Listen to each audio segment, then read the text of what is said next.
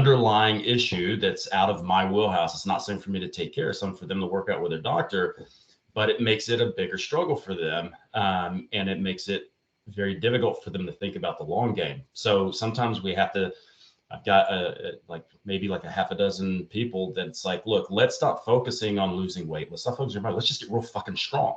And the minute they start getting strong, they stop giving a shit about what their body looks like. And then eventually their body starts to respond because they've set themselves up to do that. And they've stopped worrying so much and giving us so much stress and anxiety over my body doesn't look the way I want. Now they're like, holy shit, I'm stronger than 90% of women out there. This is actually really fucking cool. Holy shit, I've started to lose weight. So if we've got to get away from the physique industry telling everybody they need to look a certain way and people thinking they need to look that way and thinking that they're going to get that really quickly. Because if you're not getting it quickly, let's find other things we can focus on. Like let's get faster, let's get stronger, let's get whatever. Let's improve our technical mastery of lifts. Those are all really good goals that are usually easier to do if transforming your body is a struggle, and just understanding that eventually your body will respond, but you may have a period of time where you have to stop worrying about it so much. It's like with Allie. Allie's a similar story as yours. Like she came to me, she was 56, 58 kilos, whatever. It took years before I convinced her to focus on getting stronger and putting weight on, then pulling the weight off. And she's sitting at like, I don't know, 59, 60 kilos. And she looks way different than when she first came on. But, people are too focused on the wrong things, or they're not focused enough on other things that should be important as well. And it's almost like when you focus on those other things, the body's going to be a byproduct anyway, because you're focusing on pretty much the substance of what creates a good body. And as you say, a healthy body is a responsive body. So look, when I got into the industry, when you look at bodybuilding, you didn't just pick a show and jump in the show. You trained for 3, 4, 5 years first, then you did your first physique show. Nowadays, people are like, ooh, I can do bikini, I can do wellness, I can do this. My friend did this 12 week. Like I just went to a show on the weekend and this looked like she had a lot of fun. I'm going to do one in 12 weeks. It's like, you've never actually trained before. What are you like? How are you what are you going to diet down to? Like you don't have any muscle. People don't want to do the hard yards for years and then transform their bodies. And that's the way it should be. They're so obsessed on, I want results yesterday. I think the best way to introduce this podcast. So welcome to 100% Real with Ruby. Today I got Luke Leaman here, and he is like the master of all masters who completely changed my coaching game and changed me as a person and a quote unquote athlete in the way that I approach everything. And the thing that stuck with me over my journey with him, which I now put out to my own girls, is just stop focusing on the dumb shit. Because in focusing on the dumb shit, we don't actually make any ground towards our goals because we keep sabotaging ourselves. We keep questioning everything and digging out the seed before we let it flourish. And something we were talking about off air that we think is the most important thing for many women out there to understand is that fat loss and weight loss are different. But not only that, losing fat doesn't automatically mean you change your whole physique, because you'll just look like a fettuccine strand. If you don't have any muscle underneath it, you'll be flat and floppy. So with all of that, here's Luke. And I think a healthy body is a responsive body is the best way to introduce this, as that, like, this is all about building an amazing physique. And with that, the misconception of the two, of losing fat and actually changing your physique. Yeah. Are we going? Yeah, take it away. Oh, you're recording. Oh, I thought you were practicing. You didn't tell me. I'm not, oh, now see, I'm not used to Skype. This is cool. Usually Zoom tells me recording. Yeah. Okay, so let's go through. Yeah. So we wanted to tackle, like, what's the difference, right? And what's the misconception of these things? So Now, just keep in mind, for anyone who doesn't know who I am, I've been in the industry pretty much my entire life. So I've been a coach for decades through powerlifting, bodybuilding, physique transformation, health transformations, everything. I was on a mentorship call with a good friend of mine the other day, and she's primarily a high performance nutrition coach, and she does a little training on the side. She's getting more into that, but she coaches a lot of UFC fighters, does their weight cuts, and a lot of professional fighters. And we were talking about how much the industry, they confuse people, they confuse the general population, and they confuse a lot of new coaches coming in from a perspective of, evidence-based versus not evidence-based, fat loss versus like a physique transformation. People need to understand those are two completely different things. Like when you look at most of the literature surrounding fat loss or weight loss, it's basically just, we're just going to lose weight, we're just going to lose fat. It has nothing to do with making your body look radically different. So some of the strategies that you would learn through research are not strategies. They're not, in my experience, they're not going to be the fastest way to get there. There are a lot like better ways and better strategies to transform physique over time, because most people are focused on losing a lot of weight right now. What they should be focused on is not what am I going to weigh in 3 months? What am I going to look like in 3 months? They need to figure out what I want to look like in 3 years. And social media screws a lot of this up, because you see these people doing these 12-week challenges, 12-week transformations, but there's no context on where they were before, how much experience they have. And you get people who, they're desperate to lose weight, they're desperate to change the way their body looks, and they're getting the wrong idea about like how long this takes. This is a long game process, right? So like we were talking off air, when you look at like just losing weight, cool, stay active, get a good, 8,000 steps in a day, maybe get your cardio in, lift weights 3 days a week, and, basically control starvation. That's how you lose weight. But when you look at a physique transformation, it's a lot more complicated than that, especially if you want a radical transformation. No one comes to me to lose weight or lose body fat. They come to me because they want to do that, but they want to look radically different.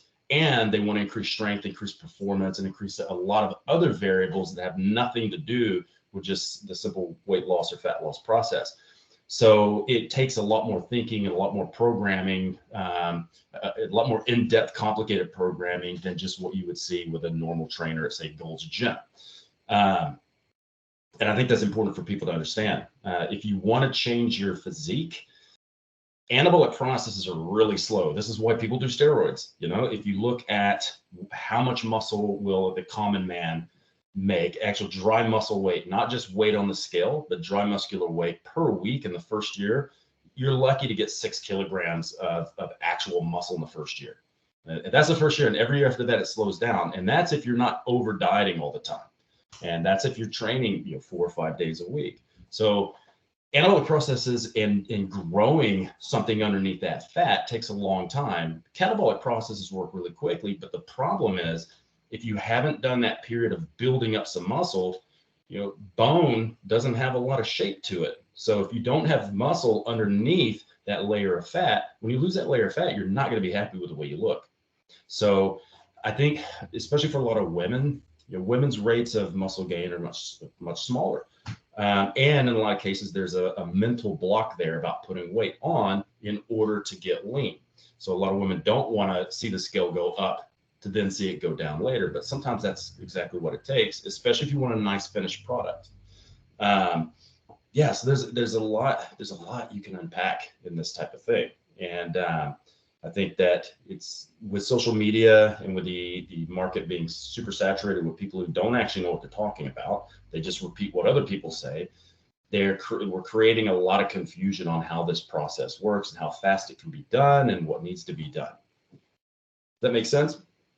Something you said there that is powerful for a lot of people to understand is that fat loss is the catabolic process that Luke is talking about. And it does actually happen pretty quickly in comparison to muscle gain. Like you can realistically, given that you take the right approach, which we will talk more about how the non-diet is the most important to set you up for a successful fat loss phase.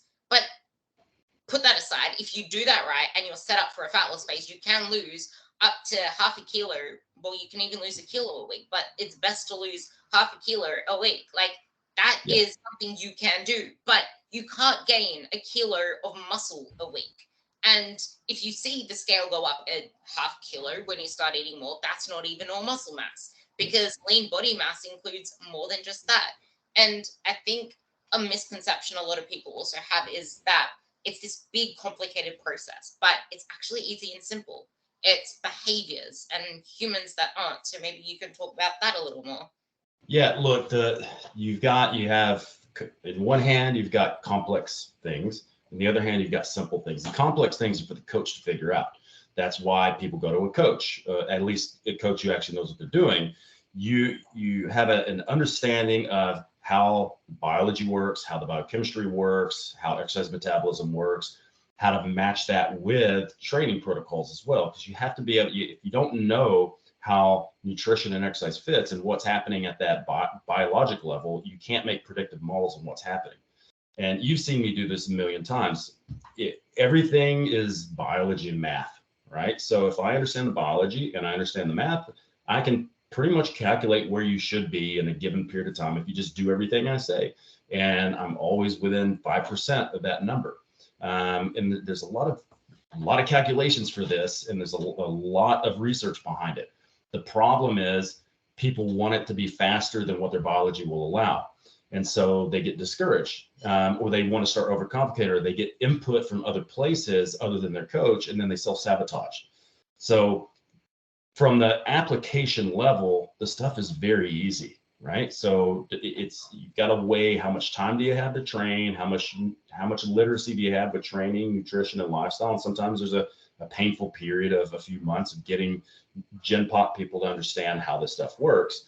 And there's a period of acceptance of, okay, if I'm going to do this, I have to commit, because no one's going to get a radical physique transformation without committing.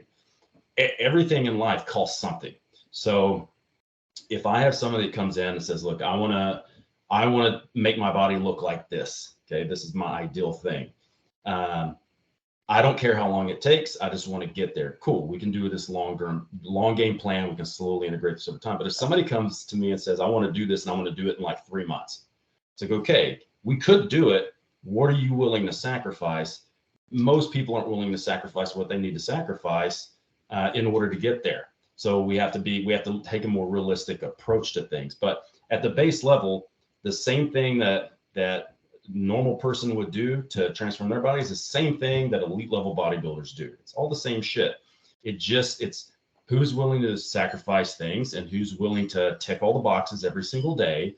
But it is a very simple process. It's the science, underlying science is not simple, but if we have like a funnel and we throw all of this science in, that's for the coach. What comes out the bottom of the funnel is just, what are the boxes I need to tick every day to make this happen? So, and that's the easy part. That's the easy part. So, monitoring your input, how much energy is coming in, monitoring your output, how much is going out, not missing workouts, being realistic on how many workouts you can hit a week, and how many Gen Pop people come to you and they say, I'm willing to do anything. You go, I'll go to the gym 5 days a week. I'll do cardio every day. I'll weigh and measure everything. And then they go 3 days a week. So they miss two sessions a week. Well, everything that I've calculated with the nutrition and everything else is based on what you're doing and not doing. So if you don't go to the gym, I've got 300 calories that you're not knocking off a week, and I've got anabolic processes that aren't happening because you didn't go to the gym. So now I have to reorganize the mathematics of the diet, because now you're eating more than I planned on. So, if someone's really honest about what they can do, then you can line up all the numbers really well, and then the assessing is really precise, and that's what you need. You need precision. So if you aren't ticking the boxes, we have no precision. We can't measure anything. It's like if I wanted to measure 3 meters, but then I have a yardstick that's not 3 meters long, I can't measure 3 meters because the yardstick isn't big enough. So you have to look at the numbers, and they have to match up with what you're actually doing. Now, my dog just walked. Daisy just walked in. But yeah, I think we talked at program design. We had talked about this, where you have people who they've seen other people in the industry thinking they need to eat 30,000 calories a day and get lean. That's not how this works. Like if you're training for Tour de France, yeah, cool, you eat 3,000 calories. Most people aren't active enough to need high levels of calories. We're now told that you shouldn't diet on 1,200 calories. Well, what if that's the amount of calories that makes you lose weight? Like there's a lot of blanket statements in the industry that just simply aren't true. You have people who will be resistant to losing weight. Some people have to diet harder than others. I've got women who have Hashimoto's. They have to diet harder. I've got women who have to eat 1,100 calories. They're 80, 90 kilos. They have to eat 1,100 calories to lose weight. They eat 1,400 to gain weight. And so there's a lot of things that go on with that there's a lot of misconception and confusion in the industry. I love that, because you reminded me of something I said way back, which will introduce our next topic. But in what you just said, I love how you put things into place and predict how things will pan out. But the thing is, it is predictable if you're not up and down all the time, if you're not questioning everything you do, if you're actually giving the level of commitment and effort that we established at the get-go. But if you're trying to shortcut the process, you make it harder for yourself. And a saying that you put up that I screenshotted is you need to match your expectations to your level of commitment. And it's not that it's bad if you keep going through these periods of up and down, because maybe there's a lot of limiting beliefs and trauma in quotation marks you're trying to work through, which is something that I find with a lot of my girls. It's normal and it's okay. Working through that is how you actually make your results permanent. But you also need to stop trying to shortcut your way there. You need to stop questioning how long it's taking. This is what's going to make it stick, but don't expect 7-year results in a 1-month time frame. So leading into the next topic is this whole 1,100, 1,200 calorie thing. And we were talking before about how a calorie deficit on paper doesn't mean it's a calorie deficit in your body. And I think also bringing in that trauma element, because you're really good on bringing that into how that can kind of skew our results and how some people may need to go lower than normal calories. Yeah, 100%. And the thing is, we use monitoring of calories in order to keep some type of level of accuracy, but it's not 100% accurate. So there's a lot of things you have to look at where, I'll give you an example. So former client of mine's eating 1,500 calories a day. I've done a DEXA. We look at pictures, Navy body fat test. I have a pretty good idea of her body fat percentage and her fat-free mass percentage. So cool. We can do a BMR for this. Let's use Catch McCardle. We can get a fairly close idea of what her BMR is. And then I can look at, adding 20% for NEAT and thermic effect, and then adding in a little bit for her exercise activity. And then cool, we can take a deficit. So 1,500 calories is the deficit. She weighs 125 pounds or so. So you're talking about someone who, weighs 56 kilos, right? 56 kilos with under 40 kilos of fat-free mass. You calculate that out, BMR is not that high and the TDEE is not that high. If this person wants to lose weight, well, we're going to have to diet. It's just the unfortunate part of not having a lot of muscle mass and being a really small woman and not having a lot of exercise, like a lot of high output exercise. That person's going to have to eat a little bit less. So we're going to have to knock off a little bit more calories than they want. So let's say, TDEE is sitting at about 1,800, put on about 1,500 calories. Now here's the problem with women and being precise and being consistent and having patience. That a level of deficit is not a huge deficit, right? So that's going to equal maybe 280 grams of fat loss a week, right? Now, if you have a low number like that, there's not a lot of wiggle room for making mistakes on your tracking. There's also not a lot of wiggle room on mistakes you may be making that you don't know you're making. It's like what one of the things I showed this to you guys on in program design on the whiteboard when you guys were up here in Brizzy. We looked here and said, okay, this person's in, say, let's say they're in a 15% deficit because they don't want to diet that hard. Okay, cool, we'll do a 50% deficit. If they're eating food that's out of boxes, now we've got to compete with labeling laws. Labeling laws, depending on your country, most of them say you can have a 20% swing in how many calories are in there, and that's totally legal. So if you're in a 15% deficit and you're eating out of boxes and eating frozen meals and things like that, not making your own food, you could be in a 50% deficit, but then be overeating your calories and you're tracking by 20% and not even realize it. So now you're no longer actually in a deficit. You think you're eating 1,500 calories. You're actually eating like 1,900, 2,000 calories.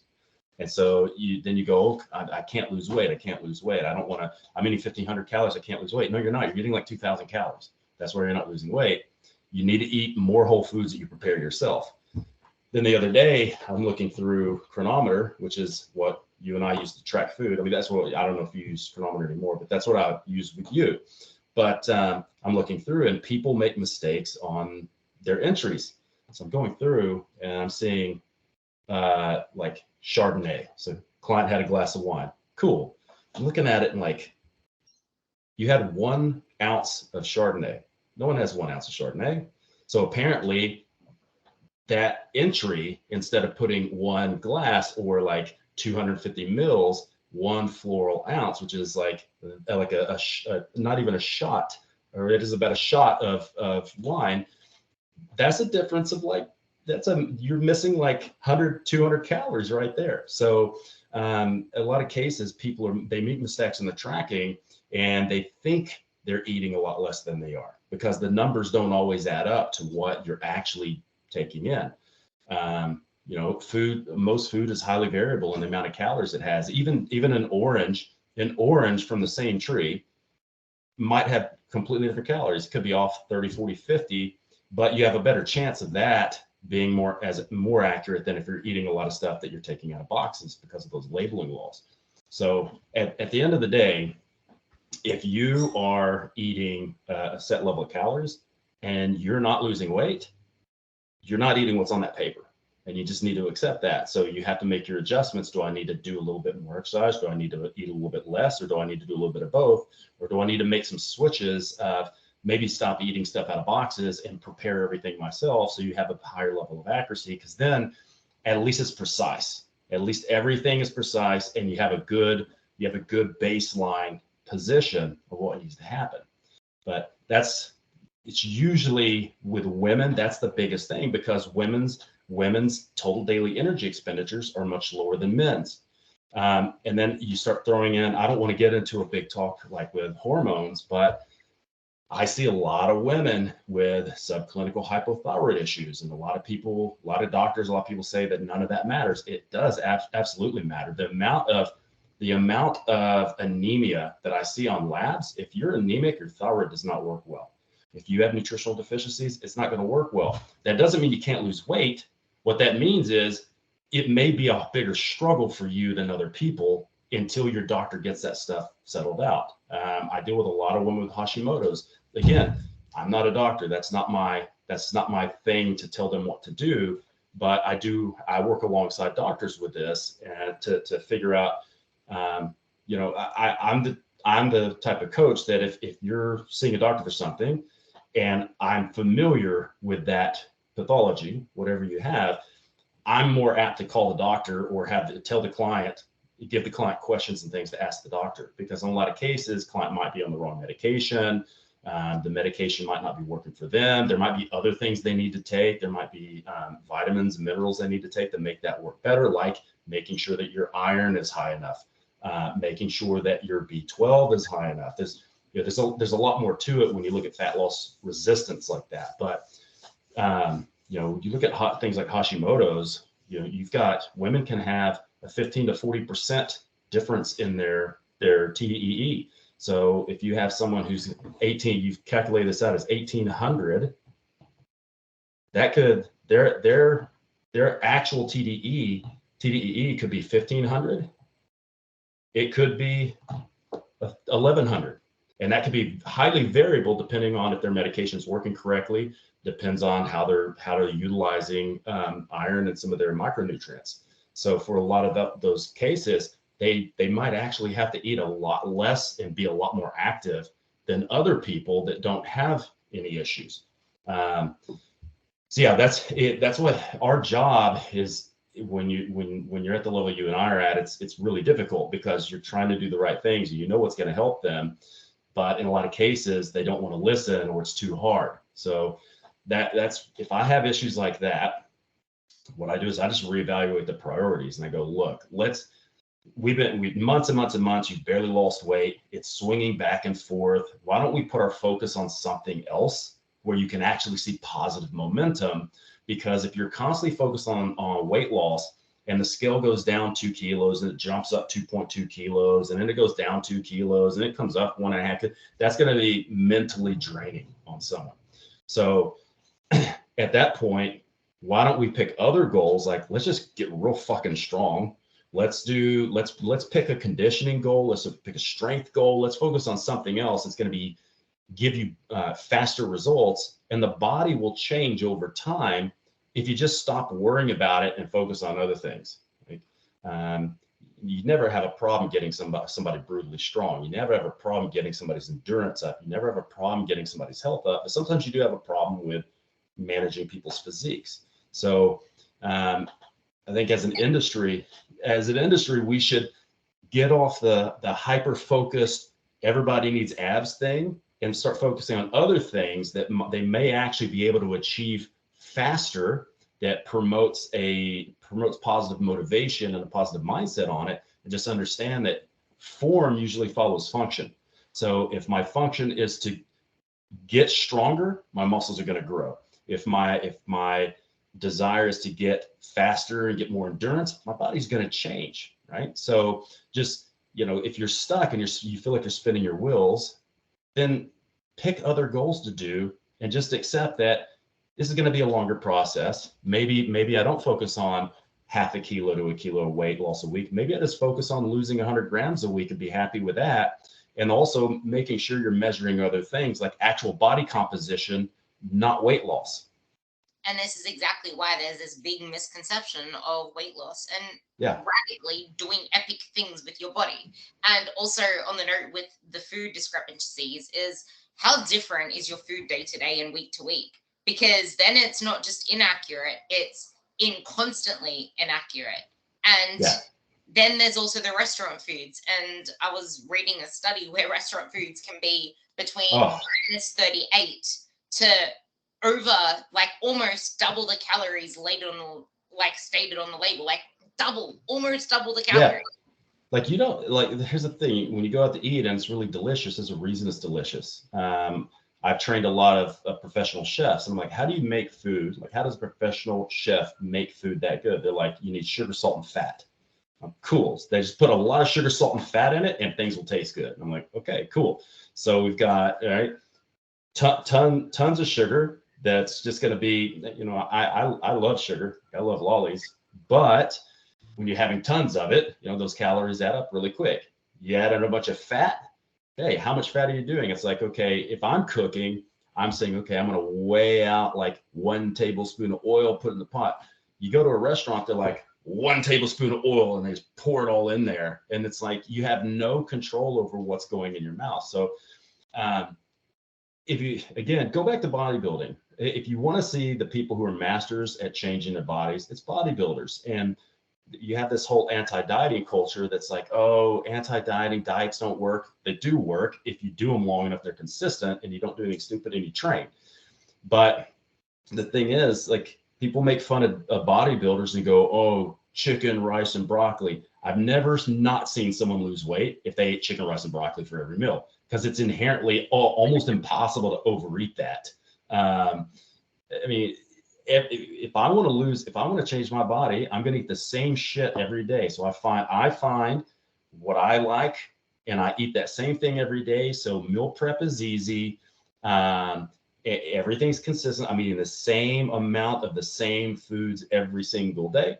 And guess what? You lose weight. People are like, oh, I can't lose weight no matter how little calories I eat. Okay, do a 3-day fast. Don't eat anything at all, just water and vitamins, and see if you lose weight. And they're like, oh my God, I lost all this weight. Okay, you can lose. You may just have to eat less than you want to eat. So we need to create a strategy that allows you to, be able to enjoy your food when you do eat, but also be goal specific. At some point, if you really want to create a gnarly physique, you have to start thinking of foods just as fuel. And people go, oh, that's so dysfunctional, blah, blah. But it's not, because it's a goal specific thing and it's a temporary thing. You understand this isn't a forever thing. So if somebody needs to eat chicken, rice, and broccoli to change their physique, if they understand that this is not a forever thing, but this is a fundamental foundational part of my diet, that when I start eating more food to come out of my diet, maybe I do still have chicken, broccoli, rice, but maybe I have a little bit more of that, or maybe I throw in a little bit of this, maybe I throw in some bread. But people tend to treat these days like every meal has to be a fucking celebration. And that's where people are fucking up. They don't want to eat just to sustain their bodies and just to fuel their day. They want to eat like it's a fucking birthday for breakfast, lunch, and dinner. And then they wonder why they can't lose weight. But if you have a high goal specific thing, you have to do high goal specific stuff, especially if you want like a radical physique transformation. You look at like the evidence-based crowd saying like you can have, it doesn't matter what you eat as long as you match your calories and macros. Okay, if you just want to lose weight, sure. But if you want to put a health focus on it, if you want to put sustainable energy component on, if you want to speed this up really quickly, I never tell people to do that. Like I like, if it fits your macros, I like flexible dieting, but the reason a lot of people can't lose weight is because they're way too flexible. So if you could eat like a very rigid plan and then add those treats in, get some momentum, and then learn how to modulate more treats. Because part of the problem is those treats for a lot of people will stimulate binging. Okay? It's usually not the fact that they're dieting. It's once they have something that's off diet, they can't control themselves. So if you're like you have these amazing recipes that you give all your clients. So, and I love that stuff after I've had a small period of them understanding like how to actually control and regulate their appetite, because a lot of these people.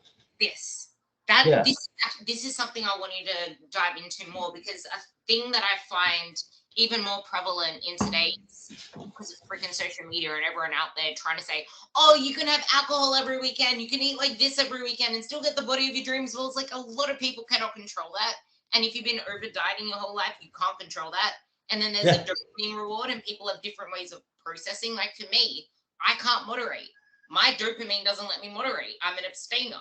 There are people that don't appreciate that part of them, because then there's other people saying, oh, you should intuitively eat. Oh, you should include it in your house. And it's like, for some people, that's not like, you need to, what you have to do now isn't what you need to do forever. And this is why a diet isn't a lifestyle. It's the smallest part of it. And why dieting isn't the most important thing to be with a coach for, because you get really good at dieting. And the saying I got a few, which is amazing, is that we don't have a fat loss problem. We have a weight maintenance problem. Yeah. And that's the thing. It's like losing weight is really easy. Losing body fat is easy. And actually transforming your body, like you said earlier, it's actually very simple and it's easy. It's easy on paper. The concept, the application sometimes sucks. But it depends on like, do you want it bad enough or not? Or what are you willing to give up? What are you willing to sacrifice? There's a currency involved. If I've got to trade something to get my body to where it wants to be. What are you willing to give up? Are you willing to give up 3 days, 4 days, 5 days to go train? Are you willing to give up 15, 20, 30 minutes to your conditioning? Are you willing to give up, 4 slices of bread for 1 slice of bread? It's that type of thing. But it's not that people need to be that stringent, but if you want, you've got I love my continuums. It's like, I've got fat loss over here. Okay. That can be a lot of intuitive eating, flexible eating, whatever. And I've got body composition transformation over here. And that's a completely different animal. And I'm the same way. Like I I have to be very stringent on my diet, and I find a lot of my clients do, because I train a lot of coaches, and coaches tend to be really extreme people. They're either fully on or fully off. And I find a lot of gym pop people are that way as well. Is if you can just avoid trigger foods for a long time and start seeing some results, then those trigger foods have less of an impact on your mentality, and then you can start slowly adding those things back in. So because intuitive eating and lack of understanding how food works is what's getting us in this problem in the first place. That's part of this issue. It's like people don't understand how much energy is in food. People don't realize how little calories they actually burn unless you're doing like endurance training. When you lift weights, you don't burn that much. When you go for an hour-long run, you burn a lot. That means that the more activity you get that's high output, the more food you can leverage. But yeah, so there's a lot of, like I said, there's a lot of nuance in this stuff. And I think if a lot of people that think they can't lose weight, if they would knuckle down and they would make a menu or work with your coach to make a menu of something, this is a meal structure I could live with for 3 months. Nail that, eat the same shit every day. Watch how quickly your body transforms. Like, and this is what I've noticed with all my clients over the decades. I go in a chronometer, and the people that have the best results eat the same food every single day. It doesn't mean they're eating chicken, rice, and broccoli. Like one of my guys, Warren, I've trained Warren for a couple of years. We've had these, went from 104 down to 84. We brought him back up to 98, brought him back down. Every time we've gone up and down, he's changed. But we created a menu that he loves. He eats a serving of steak every day. He eats a lot of chicken every day. He eats a lot of broccoli and veggies and all this. When you look at his actual diet, most people would look at that and go, I could actually live with that every single day. But people need to use more variety, but they need to understand that variety, there's boundaries. There's always boundaries around this stuff. Like if you're thinking you're going to eat, 2 Snicker bars every day and get the body of your dreams, well, that's energy that could be better utilized if you ate unprocessed whole foods. It would also keep you more satiated, and it would also drive performance and drive better quality of physique and better quality of health. But you look at these different levels of competence. The highest level, the best level where you have intuitive eating is unconscious competence. Unconscious competence it's just like anything. It's just building up a 200 kilo bench press.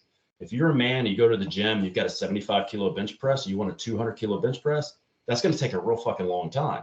Well, nutritional literacy and understanding how food works and creating those patterns, that takes a long fucking time. So if you are at the bottom where you have unconscious incompetence, you just really don't know how food works. You don't understand how to weigh and measure or eyeball food. You don't know how to manage your hunger cues. You're prone to going into the pantry and binging every night. You have a very low level of nutritional literacy, and you have a very low level of competence.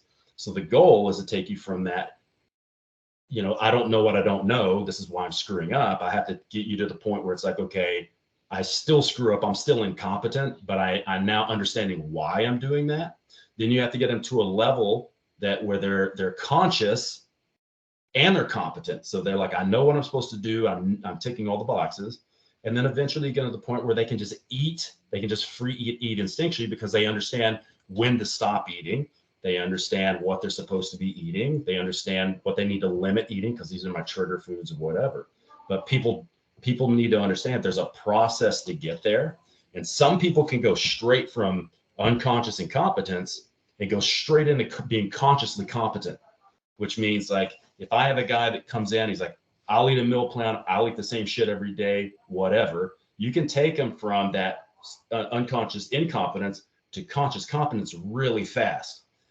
And then you can move them into unconscious competence really fast as well. But if you have somebody that comes in and goes, I want flexible dieting, I want to eat all kinds of different shit, I want to make sure I want a treat every day, it's my birthday every day, it's like your process is going to be a lot slower and your results are going to be a lot slower because the first person will do what needs to happen to get the results quickly.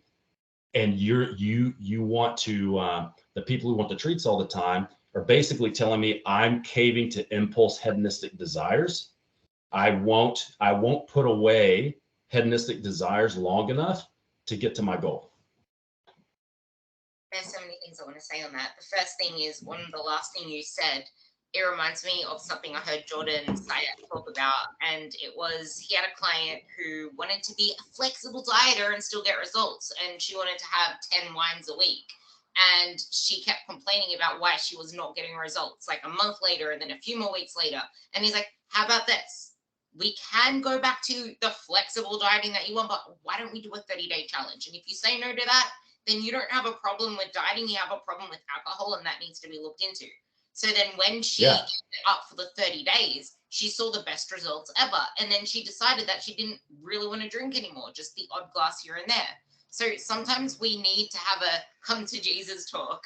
That would actually be a really good thing to talk on as well. But also, something else you said is how sometimes you need to front load a lot of things that may not be what we really want to do in the short run, but in the long term, we won't have to keep doing it forever.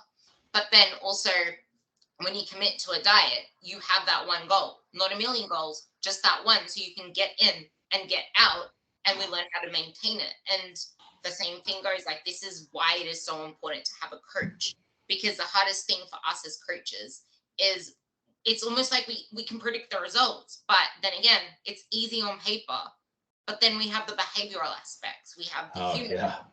And just like you said with Warren, he was able to stick to the meal plan, whatever, and you were able to get him from one level straight up to the top. But when you're dealing with humans, with children that want to be able to have some enjoyment in their lives, you need to embrace the fact that this is going to be a longer process and it's going to be an investment of time.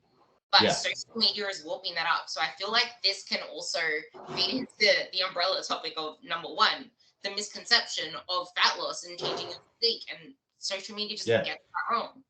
It's like you if you look at like people in the industry would know, like, SMART goals, right? You want it to be specific, measurable, you want it to be attainable, realistic, time oriented, and then you've heard me talk about this before, I added an S to the end. It needs to be sustainable. So when people look at, to me, a diet, it's people have created such a negative word about it, but really a diet to me is like, that's just what you eat. That's what you eat. It's, if you're eating at maintenance, you're dieting. If you've got a fundamental setup like protein, veg, and then adding starch and fruit based on demand, how active am I, how not active am I, right? When you go into a diet, let's say fat loss diet or body recomp diet, you need to understand that when you come out of this, that food that got you where you want to be is the same food you continue to eat, but now we can add in a little bit extra stuff, right? We can add in some treats because we're not treating every single meal and every single day as some type of celebration. But it's what I like about, like, even precision nutrition stuff. The stuff they teach on the coaching is really good, and I use a lot of that stuff. But there needs to be a lot more education around, like, do's and don'ts, and where people may be screwing themselves up, especially if you look at people with kids. The biggest thing I see with people with kids is the booze. Like, people don't understand how much energy is in food. If you have a glass of wine, a normal glass of wine is four floral ounces or 125 milliliters. I don't know anybody who drinks a normal glass of wine. They drink a 250 or they free pour and do more. That's easily 250 to 300 and something calories. Now, how many people do you think just drink one of those? No, it's like the people go, I had one wine on Saturday, one wine on Friday. Okay, how big was the glass? I just cut the bottom off the bottle and drank it. Okay, so you had 750 mils. You just drank like 1,500 calories of wine over the weekend. They're like, oh my God, is it that much calories in wine? Yeah, there's that much calories in booze, and they don't understand. And then, so you have to create strategies. Okay, we need to figure out a different way to make you calm down and relax that doesn't surround you drinking all these calories. But also, like with parents, it's eating food off their kids' plates that their kids don't eat. So they make their kids some chicken nuggets. The kid leaves a chicken nugget there. One chicken nugget won't hurt. And then it's like one chicken nugget with every meal. 7 days a week, and all of a sudden they've added in another 4, 5, 6, 700 calories just by snacking on things that they didn't think about and they didn't log it. So we see that a lot as well.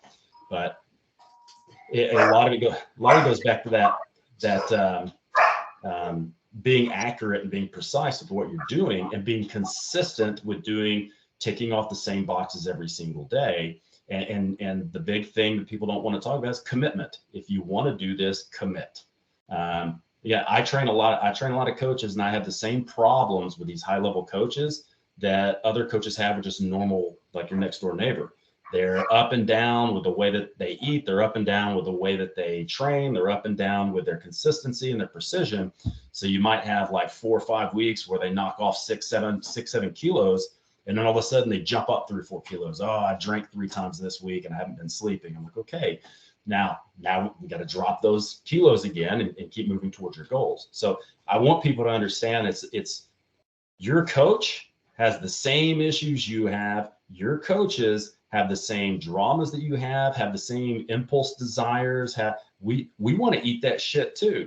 But if we've got goals, we try to avoid that shit because we've got goals. If you have goals, put the goals down on paper, focus on committing and moving towards that goal and being realistic with what you're willing to do and willing not to do to get there. And then for God's sake, if you've got some type of issue with binge eating, if you got some type of thing, night eating syndrome, I see a lot of that where people will, they're working too late and they don't go to bed and they get night eating syndrome where they start binging on a bunch of sugar and fat at the end of the night. Nobody ever does night eating syndrome with steak and broccoli. Night eating syndrome, they're eating chips and lollies. For one thing, go to bed early. You know what? If you go to bed early, you won't be hungry. The second thing is don't keep shit in your house if it's a trigger food. Like last night, I'm not ashamed to say this, but it is what it is. I was up a little bit late. I was playing chess on chess.com. I was doing really well. I was about to get ready for bed. I started to go to sleep, got hungry, went into the pantry, and I ate almost a cup of walnuts. And a lot of your clients will be like, well, that's a better choice than just eating a couple of lollies. But that was I had 800 calories of walnuts before I went to bed because I was hungry. See, if I had gone to bed early, that wouldn't have happened. But because I stayed up, I got crappy sleep, and I ate almost 1,000 calories of food I didn't need that day. And the funny thing is that the handful of lollies would have been lower calorie than the walnuts because fat versus carbs, which is where a lot of people go wrong with the misconceptions with like the calorie content of food. I spent 1 year working in an office building, and I said, never again. I'll never work in an office building. It was the most toxic, insane culture I've ever seen. A lot of the women, they're really overweight. They're sitting at a desk all day. There's people bringing in foods. They're snacking all day. Everybody's expected to eat. You're the weirdo if you're at a health nut and you don't eat that stuff. But a lot of the women, they got on this kick where it's like, and back in the day, I remember when I'd go to visit my mom at her office, she'd have a little jar and they'd have little hard candies. Those hard candies have like maybe 10 calories a piece, right? But because they're sugar, they're demonized. So all the women in the office got rid of those lolly things and they poured a bag of mixed nuts in there, not understanding that a serving of mixed nuts is about 30 grams. And that's a good 200 calories. So they go, I'm going to have a pinch. And so they end up eating like a half a bag of mixed nuts every day, and they don't understand. Like, I don't understand why I can't lose weight. I'm working out and I'm watching what I eat. Well, you're eating like 1,000 calories, 1,500 calories in walnuts every day. And while walnuts are good for you, they're really energy dense, so they're not really that conducive for weight loss if you're eating, more than a few. Yeah, and the other part of that is when it comes to the whole healthy versus unhealthy debate, it's like, what are you basing that on? Because there's actually going into this conversation, the fat and the carbs. People say that fats are more satiating than carbs, but it's just like, you don't just eat macros, you eat food. Yeah. And okay, carbs as lollies is not satiating, but then get a baked potato or a boiled potato And that is a lot more satiating than any fat can give you. Peanut butter, that is the least satiating thing in the world because it's loaded with salt. And then if you get the ones with the sugar as well, good luck stopping at one. Yeah. And no one ever puts the peanut butter on the scale. You know, they get a heaping tablespoon instead of tablespoon, and they end up eating it 2 or 3 times the calories that they thought they were.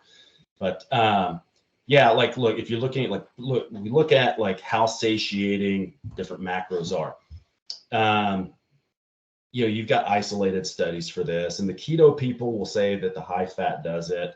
The high protein people will say the high protein does it. But macros will be satiating for different reasons. So if let's look at sugar. Okay, when you eat carbs, that is sugar. It doesn't matter if it's a complex carb. It doesn't matter if it's a potato or rice or lolly. It's all broken down. If you're breaking it down correctly, it's all broken down to the same thing in the gut, because what you're going to absorb is fructose, glucose, galactose. So it doesn't matter if it's a long chain carbohydrate. If you overeat it, it's still going to have the same effect. So, but, you know, having more complex carbs obviously gives you more sustainable energy, and it regulates how you modulate insulin. And insulin, if your metabolism, I don't want to say if your metabolism is working right, if your physiology is working right, insulin is a massively powerful anorectic hormone, meaning that it does help with your appetite, because insulin in a normal functioning body creates a release of leptin from your fat cells, and that leptin creates long-term satiety. But now, if you're really overweight, that doesn't work like that. So the way I usually look at, you know, things like carbohydrates, God, so not Zoe, Daisy, I stole my dog, my wife's name. Stop. Hold on a second, I've got a package. Yeah. Something to remember with that. There's what you're willing to do and also what you're not willing to do because of that behavioral aspect. So think about that question. What are you willing to do? Right, and what are you not willing to do? Because there's also trauma factoring into it, which I'll get Luke to talk about. So sorry, my dog is the stereotypical hates the postie dog. That's what mine just did. Yeah, she goes absolutely ballistic. And she's, you know, Daisy, she's a big dog, so she looks scary even though she's not. So like I'm going to go back to what you said with we eat food, not macros, right? I think that's a really important statement to say, because if you just look at a macro, you're not thinking about the micronutrients. The micronutrients have an effect on satiety as well. The food combinations have an effect on satiety as well. And the length of time you've been eating a certain way also has effects. So when you look at somebody who's really overweight, in a lot of times, they have an excessive amount of leptin in their bodies. So the leptin doesn't act as an appetite modulator for them. That's why if you've been to America and you've been to an American buffet, you'll see a lot of really, really big people there with 20 plates stacked up. They're at this position where they never feel like they've even touched the sides of their stomach. So they can just eat and eat and eat until they almost burst, because they're never satisfied. And a lot of that has to do with controlling things like leptin, and there's a lot of other hormones that play into that as well. But when you look at people who are lean people, in a lot of cases, have good insulin sensitivity. They regulate their insulin really well. They regulate their blood sugar really well.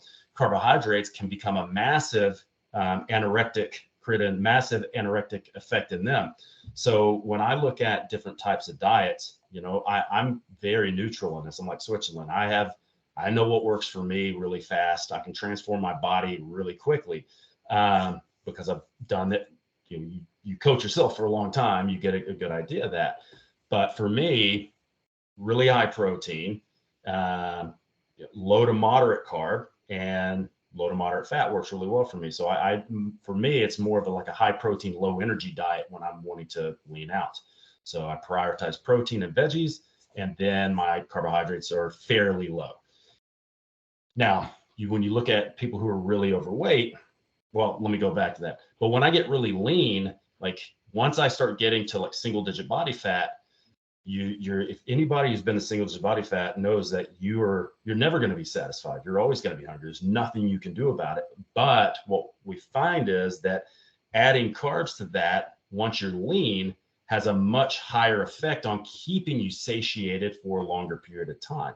So I might make a case where if I was 24% body fat, I would probably higher protein, very low carb, moderate amounts of fat, and maybe more of a ketogenic or like ketogenic or keto type, because keto is a whole nother bag of worms that we could talk about that people don't understand, especially when you look at attaching keto to training. But with some people who are super overweight, yeah, I may utilize more of a ketogenic style diet. Not necessarily saying I'm putting them in ketosis, but if you're dieting, you're making ketones anyway, so it's a moot point. But I think a lot of people that are listening to this as well, though, because if you listen to the episode with Alan, you'll hear a little rant on keto. But a lot of people listening to this, they take that approach and then they develop more disordered relationships with food because they don't understand what it is. They just cut out everything, eat more fats. And because I have a few ex-ketoers that have come to me that are now, they feel like lost causes. So for the majority of people, unless you have a coach, don't even consider it. Well, the thing is, I think it's more surrounding education and the guru shit. It's like it has less to do with the way you're eating and more with your internal belief of what it's doing for you. And that's where commercialism has screwed up all the different types of diets, right? So it's like if you're like drinking bulletproof coffee and you're biohacking and you think this is the way to go, and that it's going to be difficult to pull someone out of that when it's time, when keto is probably not the right thing for them, because keto can be good for a lot of different things. It could be a lifestyle thing because you feel better on it. Your brain works better for your certain physiology with a higher level of ketones. You could be using it as you're overweight and using it as a way to control appetite, because it does seem to control appetite really well in a lot of people. But people look at it as like it's magical. Like there's no magical way of doing this. The magic is in the protein. That's the magic. So, but the keto doesn't actually have a high amount of protein, which is the thing. Like people. No. But this is the misconception. That's coming from people who are looking at standard ketogenic dieting that you would give somebody if they were epileptic. You're giving 20% protein and 80% fat. I'm going to tell you right now, there are other ways of doing keto other than that. And I've done, I don't want to say my own research, but I have. The athletic ketogenic diet, but the people listening to this don't know the differences. That's what I know. That's what we'll roll into that. It's like when you look at a diet, okay, let's say we've got 10 diets here, and if you don't train, they all pretty much work. Like you're looking at all these things and you're saying, okay, this works this way, this works this way, this way. They all have their own inherent way that they work. The minute you add training into it, that changes a lot of things, right? So if you look at a ketogenic diet as being super low carb, like say Atkins, like an induction phase of 20 grams of carbs until you start making ketones, and then you start slowly raising your carbs over time until you get out of ketosis and you bring it back down, and there's super high fat, super low protein. That diet was made for people who are massively obese. Those people aren't training, they're not going to be training may even hurt. Like they may go, I don't go to the gym because exercise hurts. I'm like, okay, well, until exercise doesn't hurt, you're probably not going to do anything other than maybe walking. So, in a situation like that, where somebody's not going to train and they don't need that much protein, it works. You see people lose massive amounts of weight. And this is where you look at, people that are anti-keto and they throw literature that supports their bias, but then you look at hundreds of thousands of people who have actually lost weight and sustained massive amounts of weight, like half their body weight, 150 kilos, 200 kilos, using that, and it works. So we have to look at things, say everything's in context, it all works. There's no best diet. You just have to find the one that you can live on for the rest of your life, or one that can be modified. It's a fundamental foundational diet that you modify. But when you look at training, it modifies everything. If you're doing weight training, So let's say you're burning off, like say I'm 100 kilos, not quite 100 kilos anymore, but let's say you take a 100-kilo guy. In a weight training session, if you look at the metabolic equivalent, so if you do a pretty brutal 24, 30 set, a bodybuilding-ish type pump up, kissing your biceps type of thing in the gym, your energy output for that hour is going to be about 350 calories, okay? Because you're looking at metabolic equivalents. Let's talk as a female who doesn't Same train thing. intensity. Well, same thing. So let's say you're 54 kilos, and we can estimate it to be somewhere around, you're probably burning off maybe 189 calories. But you got to look at it too. Those metabolic equivalents, they're taking into account a one metabolic equivalent that you would already be burning off just by being awake. So you'd be 54 kilos of that, because when people say training doesn't really burn off that many calories, it doesn't. But when you add the calories to what you would be burning off that hour, okay, that inflates it a little bit. So a 54-kilo woman, one metabolic equivalent per hour. So you'd be like, that'd be 54 calories just to sustain your bodily processes. And then another 2.5 would be equated to your workout. So you'd be burning off about 135 calories with a pretty good bodybuilding-ish workout, right? Plus that 54. So that's about 190 calories, 180 calories for that hour. Now, if you look at what you're doing, let's say you're doing mostly glycolytic work and you're burning off a lot of carbohydrates, you're doing like really moderate high intensity, steady state cardio or sprints, a good majority of what you're burning off is going to be carbohydrates. So let's say that 180, and I'm just going to throw a number out. Let's just say the training you're doing is burning about 70% of that as carbohydrates per hour. Okay. So that would be, you're burning off a good 30, maybe 30 or 40 grams of carbohydrates an hour. So if you look at the way a standard ketogenic diet is designed, they're designed without exercise. So if you look at like that induction phase of 20 grams of carbohydrates in an Atkins, you may actually be able to get away with 50 or 60 in your induction. You may be able to get away with 100, 110 grams of carbs and still being technically in ketosis if you measured your ketones on a ketometer. I remember experimenting with this, and I wanted to see how many carbs could I get away with and maintain ketosis. And a lot of it just is based on how much training you're willing to do. So I did higher protein. I think it was like 2.6, 2.7, maybe 2.8 grams of protein per kilogram of body weight. So I was eating like 280, 300 grams of protein. Was eating around 225 grams of carbohydrates, and I wasn't eating high fat, but I was training 2.5 to 3 hours a day with pretty high intense stuff like giant sets and all this. And I could still maintain between 1 to 1.5 millimoles of ketones. So, and that's measuring in the blood. So technically, when you look at that diet, you go, well, technically that's not keto. But if you look at, I'm making, you normally make under 0.5 millimoles of ketones. Now I'm making like 1.5, even 2. I am technically in ketosis. I want to highlight this because this is really important. And this is why a lot of you guys listening to this aren't quote unquote qualified to do a keto diet because you don't even understand what it means. Like he's eating like 300 grams of protein, over 200 grams of carbs, and he's in quote unquote ketosis. So trying to mentally masturbate over this shit is only spinning your wheels more. Yeah. And on that note, it's quite funny. I got into a really long argument, which led to a post on how training burns fat. And I'm like, no, it burns calories. It actually predominantly uses carbs. And she's like, yeah, well, if I go in fasted, I'm burning fat. I'm like, well, fat is getting oxidized, but your body is still producing glucose to use as fuel. Like it is your main fuel source. It's burning calories. Well, I would actually, if I was the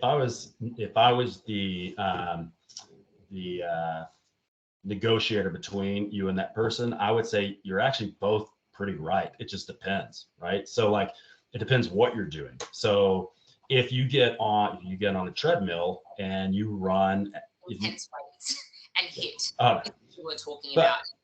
If you're going really hard, that is predominantly going to be a lot of glycogen and and a little bit of fat loss. So it just depends on what you're doing. So like if you're doing sets of 8 to 12 with close to your 8 to 12 rep max, that's going to be primarily stored ATP, phosphocreatine, and glycogen. But if you're doing like 25 rep sets, that becomes massively aerobic. And I think that's another misconception, that people think that all weightlifting is anaerobic. It's not. It depends how long the muscle is put under work. So if you did a set that took 4 or 5 minutes, it's going to start out being anaerobic, but by the time you get to the 4 or 5 minutes, it's going to be massively predominantly aerobic. But no one's gonna do that. Like you're talking about doing like giant sets, and you're talking about doing like a 4-minute leg press, like, because at that point the intensity is so low and the time is so long that you've now pushed over into an aerobic state. But for me, it's not a practical thing to be doing with people, when you should be lifting weights to build muscle and get stronger, and leaving the aerobic stuff for when you're doing aerobic conditioning, because you want to lower your blood pressure, blood glucose, and all the other stuff. But really quick on the satiety stuff, like keto for a lot of people can be really good. Also, moderate to high carb can be really good. So it just depends where you are. So I go from the first thing you got to ask somebody in your diet: what are you willing to do? What are you willing to not do? What are you willing to eat? What do you want to eat? What are you not willing to eat? Like for me, fish. I don't like fish. I don't like fishy fish. So if I'm working with a nutritionist, I'm going to tell them straight up, I'm not eating salmon. I know salmon is everybody's favorite. I'm not eating salmon. I'm not eating any fishy fish. I'll eat prawns. I'll eat crab. I'll eat fish that doesn't taste like fish. But I'm from Texas. I'm going to eat some red meat, and I'm going to eat a lot of chicken. So you have to be willing to talk to your client about what's negotiable and what's not. Like what will you do, what you won't do, because we've got to figure out something that fits in with your lifestyle and with your preferences. And then we've got to look at, have you dieted before? Yes. What did you feel better on? I felt better when I kept in a couple of 100 grams of carbs. Cool. We're going to start the diet with that. And we're going to take your, say, 225 grams of carbs. And now we're going to use that to create, let's say it's 250 grams of carbs that you feel best on. That's 1,000 calories. Your TDEE is 2,500. That means we have 1,500 calories left over. You're in a deficit, so we're going to take 500 out. What's the other 1,000 calories based on? Yeah, depending on your size, probably going to be mostly protein, a little bit of fat. Because I think you wanted me to talk about like how much fat is essential or not, and like how much you really need. People can go as long as you're eating essential fatty acids, like having a bit of fish or oily fish or fish oil. You don't realistically need tons of fat. So if you are a carbaholic and you do want high carbs, it's totally fine to take your fat down pretty low. Now, for health purposes, you probably want to look at a range of like 20 to 30% of your calories. So for me, I'll usually base that off of anywhere from like 0.5 to 1 gram per kilo of body weight. But sometimes you got to dig deeper to get it off. So sometimes you have to take people below that. The non-negotiable is the essential fatty acids, because that's the one thing your body can't make. So I wanted to start the fat thing. Real quick, and just understand that if you are going to dig deep and take fat down to really low levels, there's a starting date and an end date, and that's for a very small period of time. So if I give like context to this, we might be talking about somebody that needs to bust over a plateau, and maybe they're eating lower carbohydrates, they're eating enough carbs to fuel their activity. And we don't want to bring the protein down, but we might be able to save a couple of 100 grams of calories by just dropping fat a little bit lower. But just understand that that's a plateau buster. Once you bust that plateau, we need to bring that fat back up a little bit. Or it might be somebody that's the last 4 weeks before they do a step on stage or they do a photo shoot. Sometimes we might have to take it down, but it's very small period of time that we would do that. Yeah, I wanted to say on the fat intake as well, because there's this misconception that you need, like, every single person, every single woman needs 60 grams or 70 grams for their hormones. And it's like, no, that's not actually accurate. And I'm pretty sure it was Alan Aragon that first stated you can easily live with your fats at 0.6 grams per kilo. Yeah, I think you could technically go below zero point 0.5, maybe even the 0.33. The only problem is fat is flavor, so your food's not going to taste as good. And you could look at a hormonal part, but you can't, like you said with the macros, like we don't eat macros, we eat food. Like when we look at things like hormones, that's going to be mostly equated to stress, total calories, like total net calories after you've had calories in versus calories out. And it's not really going to be attributed as much to certain macronutrients as people think, because you'll have some people that say, don't go under 30% fat. Well, okay, if I don't want to go under 30% fat, what if maybe I'm eating, my TDEE is usually around 3,200. Okay, that amount of fat is 107. But what if I'm dieting and I'm eating 2,000 calories? Now my 30% is 66. So am I supposed to eat 66 grams of fat, or am I supposed to eat 106? Because I've used the same percentage. So it's more realistic to do it as grams per kilogram, because you find a level fat intake that allows you to enjoy your food and gives you the best results and the best energy. So like for me, because I like for me, the most satiating thing I can do that doesn't allow me to binge is I eat a high protein, low energy diet. So I prioritize a protein and veg, and then I'll usually keep the fat. I mean, I'll keep the fat at 40 or 50. And I'm 95 kilos, because I want to save a little bit for my carbohydrates, because I eat more of a modified low carb diet. So it's not, you're looking at somewhere around like 20-25% of my calories from carbs. When I'm dieting, that's not a lot of carbs, but it is enough to give me energy to go to the gym and train. It's just too little for you to look like you're full of glycogen all the time. So you have to concede that you're going to look a little bit flat and a little bit soft most of the time until you refeed.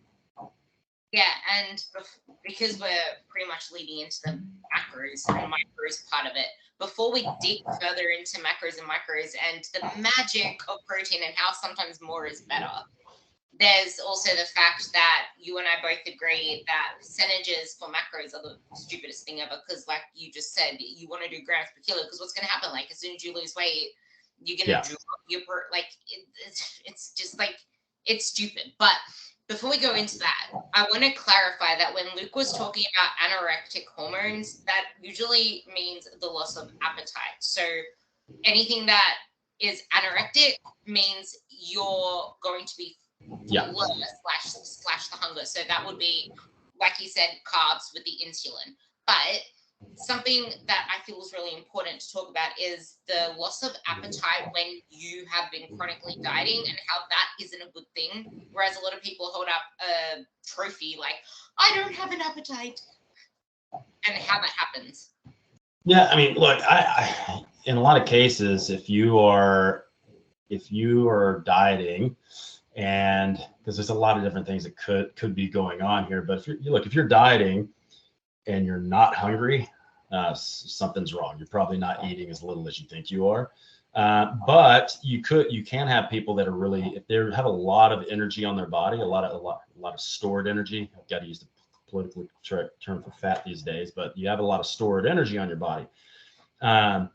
You may be hungry initially in a diet, but quite often, if you've got enough body fat, once you start upregulating more fat oxidizing enzymes, and especially if you layer on top of that getting improper nutrition, like you're getting plenty of micronutrients, you're getting your essential fatty acids, maybe you're taking a multivitamin, multimineral.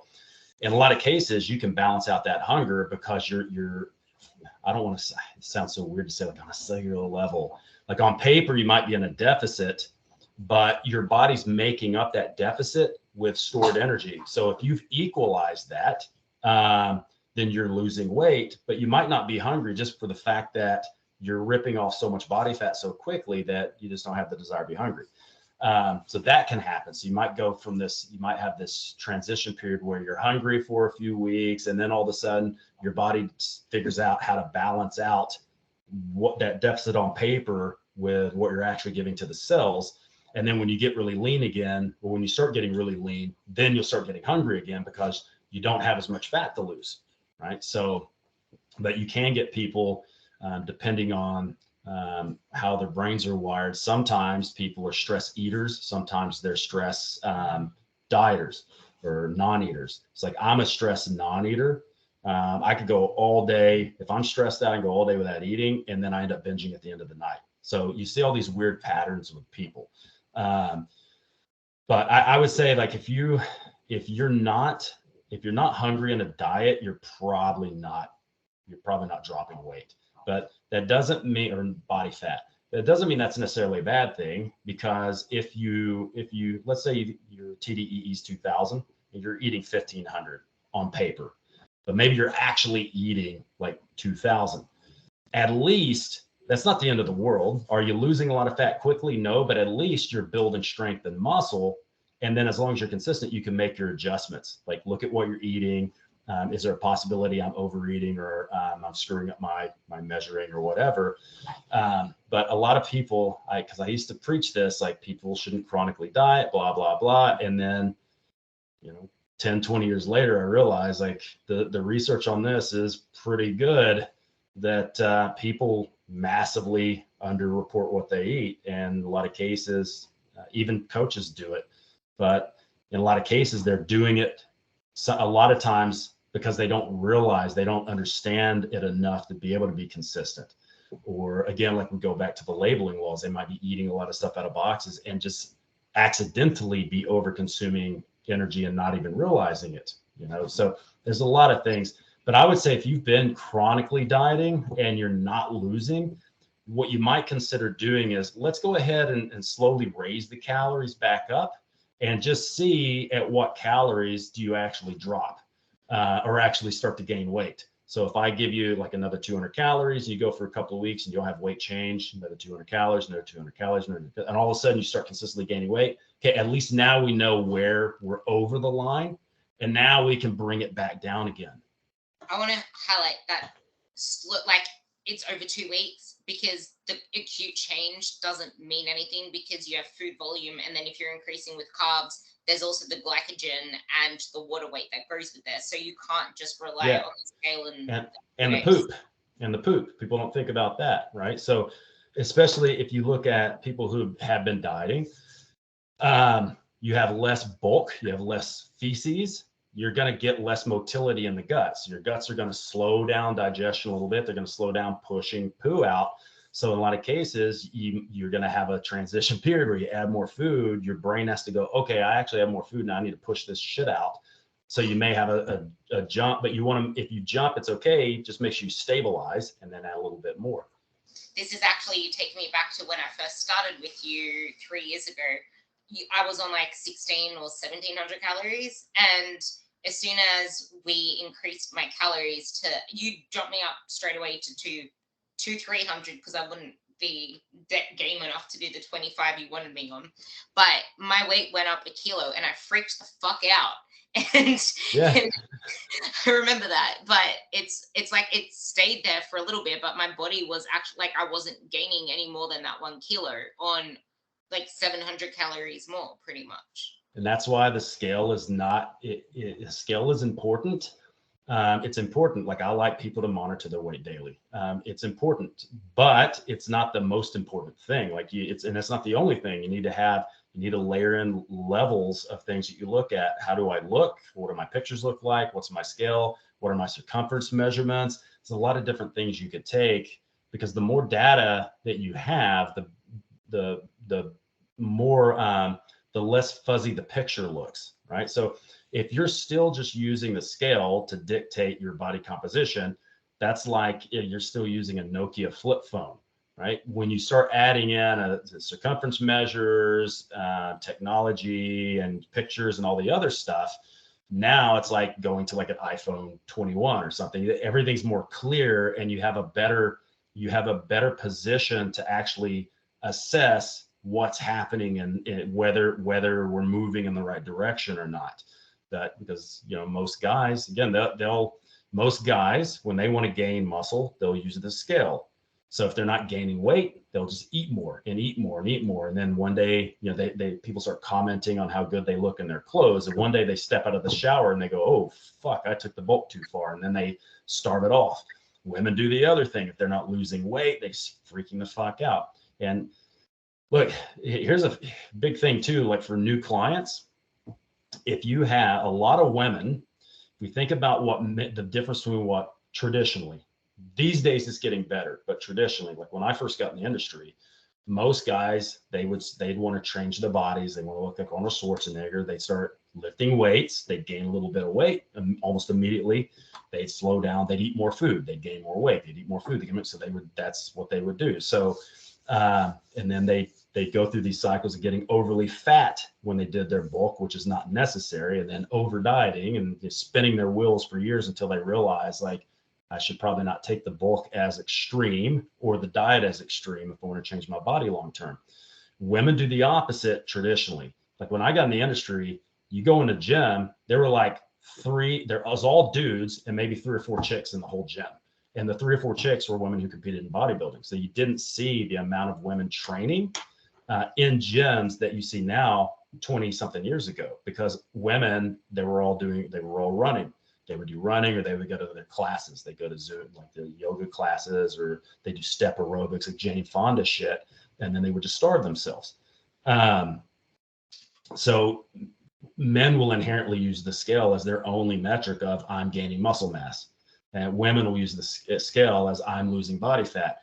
While the scale is important, there are other things we need to layer in there as well, because if you're taking your bulk too far and you're getting fat, you're adding an unacceptable level of fat to muscle ratio. That's not good. If you're dieting and you're losing an unacceptable ratio of muscle to fat, that's also not a good thing. So we need to be more realistic about what's happening and have better ways of measuring and assessing this stuff and having clients understand that.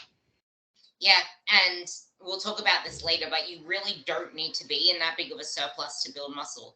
But I want to quickly revisit that really important thing you said about having stored energy and how the body has its homeostasis chemical processes going on.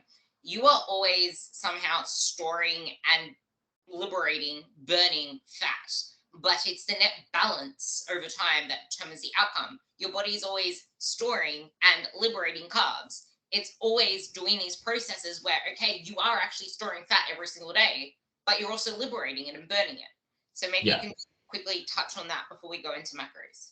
Yeah. So I think it's probably important to think about why we have storage sites for these things, because when you look at it, like you look at a fat cell, people go, oh, that's a storage site for energy.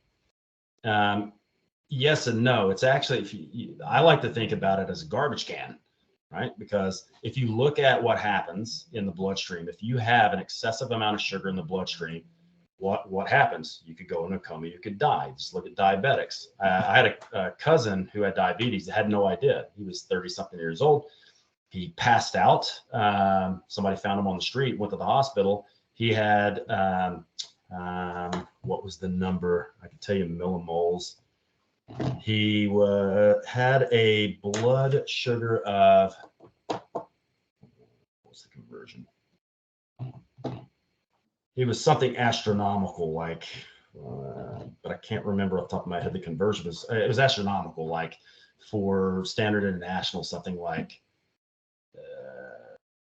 in the 20s or 30s or 40s. It was basically in the freedom units in America, it was 800 was his blood sugar. So I can't think off the top of my head what the conversion is for that right now, but it was a lot. It was a diabetic. It could have killed him, right? So if you have too much energy in the bloodstream, it can kill you. If you have too little energy in the bloodstream, it can kill you. So this is why, like when you look at, if we go back to the keto thing, why if you have someone who's a diabetic, a ketogenic or carnivore diet can be really good if they're working with a doctor and a dietitian who knows what they're doing, because it can massively lower how much insulin they need to pop in to keep their blood sugar stable. So I've got a friend who he's a type 1 diabetic. And when I was training him a long time ago, he talked to me about doing ketogenic or carnivore. And I said, look, you could. I said, it can be dangerous. So I can't tell you what to do. You just need to find a doctor who understands this and understands how to regulate some diabetes. He's been eating like that for like 4 or 5 years. Lowest amount of insulin he's ever had to use was insulin pump. He's shredded all the time. His muscles are huge now compared to what they used to be. But the problem is that if you look at a diabetic and you go on a ketogenic diet, ketones are a form of energy, glucose is a form of energy, and the fat is a form of energy. The problem happens when your liver's outpouring too much glucose and you have too many ketones. It's not really the ketones, the glucose, or the fat. It's the amount of available energy in the bloodstream that can kill you. So we have to have a way to get rid of that. So we either take those types of things and put them in the muscle to either store or burn off, or we take those things and we combine them together and we put them into fat cells. So in a lot of cases, fat cells aren't just a store site for energy. You can also think about it as a garbage can.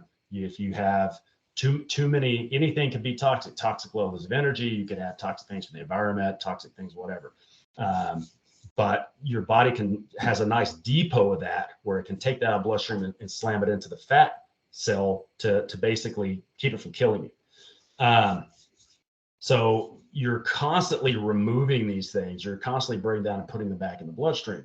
So I think one of the big misconceptions with Gen Pop is they take fat burners and they think these fat burners are burning fat.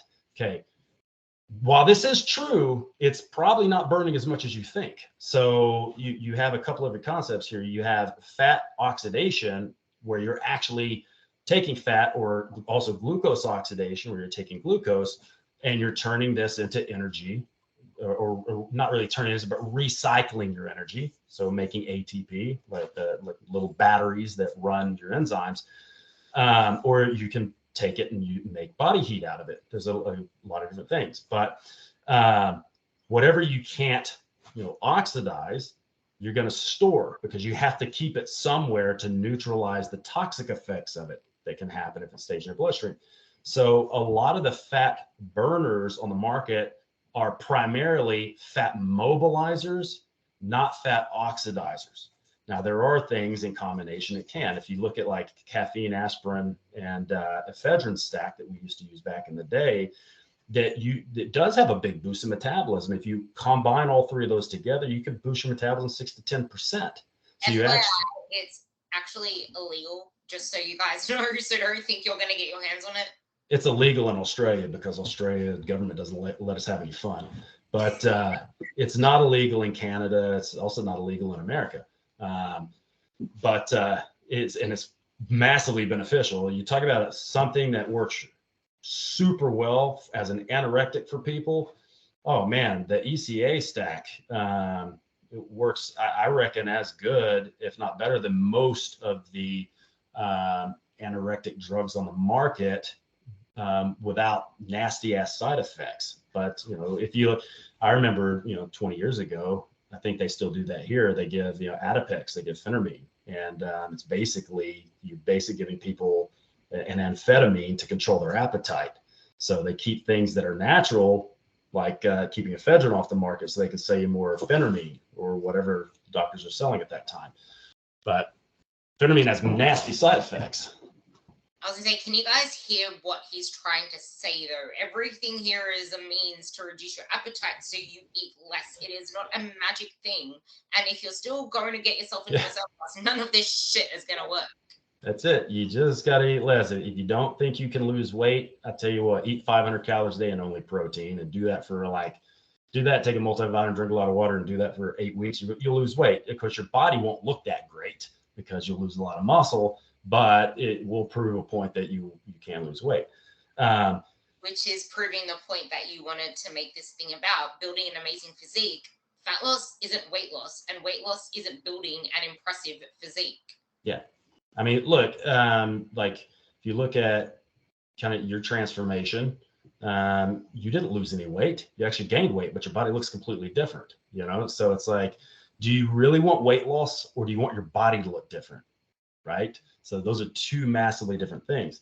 But like going back to what we were talking about before, so one of the main things that creates the fat breakdown. So you have triglycerides. So you take a little bit of glycerol and you take some fatty acids, you bond them together, you esterify them, and you put them in a fat cell, and they kind of sit there waiting to be needed. And so in a normal metabolism, you trickle out a little bit of energy as needed, you put a lot back in. The more stressed out you get, the breakdown of this, if you look in biochemistry, when you look at lysis, Lysis, if that's at the end of a word, that means that something's breaking down. So lipolysis is breakdowns of lipids. So hormone sensitive lipase, which is an enzyme that is specifically stimulated through epinephrine or adrenaline. That's what stimulates the deesterification of triglycerides into fatty acids pushed in your bloodstream. So if you're chronically stressed out all day, which happens if you're chronically dieting, or you don't get a lot of sleep, if you work too much, if you have toxic relationships, your adrenaline's going to go sky high. That's going to cause a massive breakdown of this. You're going to push a lot more into the bloodstream than you can get back into the fat cell. And then this leads to a host of other metabolic consequences like metabolic syndrome and insulin resistance and glucose desensitization. There's a lot of stuff that can happen. And again, what we talked about earlier, like from my perspective, it's a lot of complex shit. But what I'm giving to the client, we're never talking about this. It's all like watered down greatly because they only need to know what to do. They don't need to know all the nuances of how this shit works. Which is why it's so freaking important to actually get a coach. Yeah. Well, and look, and at the end of the day, if you're taking a lot of these fat burners, again, they increase fat oxidation? Yes. Is that a good thing? Yes.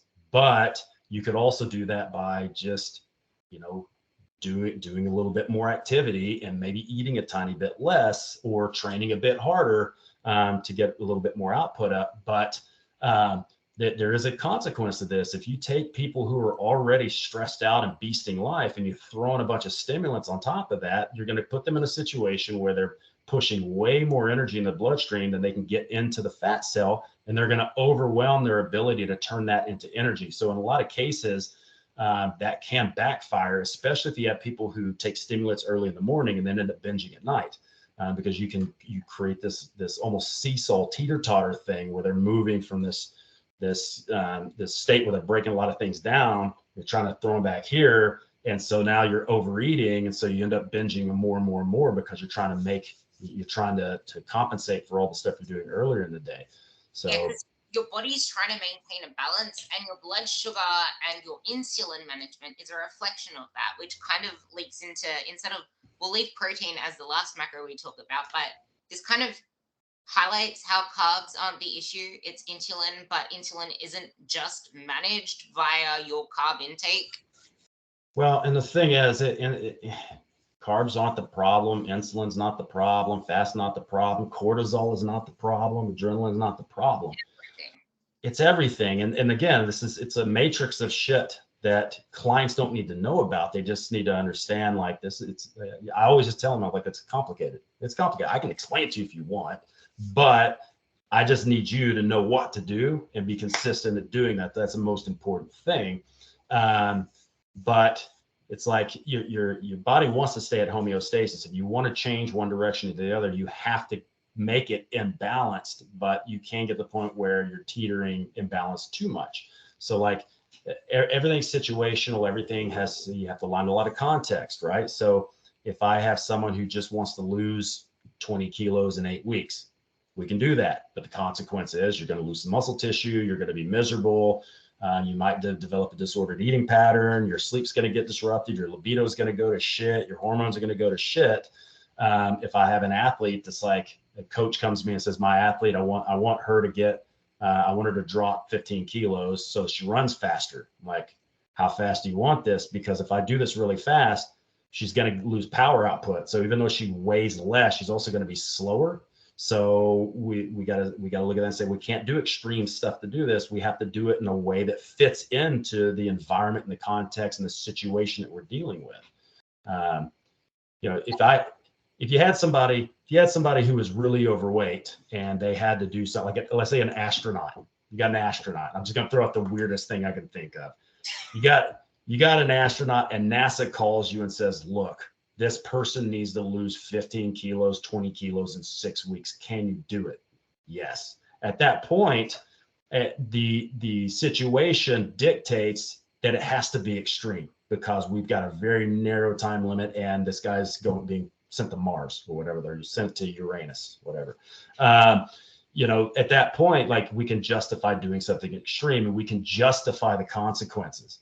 But for the rest of our clients, you can't. Like, it doesn't make sense to go through these patterns of high and low and high and low and spinning your wheels, trying to do extreme things to make things run faster than they should be run. Especially because the way that I see a lot of people doing it is that they think that you can build substantial amounts of muscle in a month or 2 months. So they go through a building phase for 4 weeks, maybe 8 weeks. Oh, I'm getting a little fluffy. I need to go into a fat loss phase, and they don't actually build any substantial muscle mass. They just keep looking worse and worse year after year. Yeah. The funny thing is, this is actually a really easy fix. It's a super easy fix. So let's say you go into a building phase and you're eating 2,500 calories and you're gaining, but then all of a sudden you notice, say after 8 weeks, you start to soften up. Don't jump into a fat loss phase. Just take 100 calories out and see how you respond. And if you haven't responded the way you want in a week or two, take another 100 calories out, because you may just be eating 10% more than you actually need to build muscle. So now you're putting on some fat. That's cool. Chip away and only remove the amount of calories you need to tidy yourself up a little bit. Because in a lot of cases, especially with 8 weeks, a lot of that is just water retention. It's just water retention from training is an inflammatory process. Eating excess amounts of food is an inflammatory process. Inflammation makes you hold water, especially water in the skin. So in a lot of cases, if you go into a surplus, you have to look at it as, am I actually really gaining fat, or am I just a little bit bloated from the food? Am I just holding a little bit more water because I have more water on board? I have more sodium on board.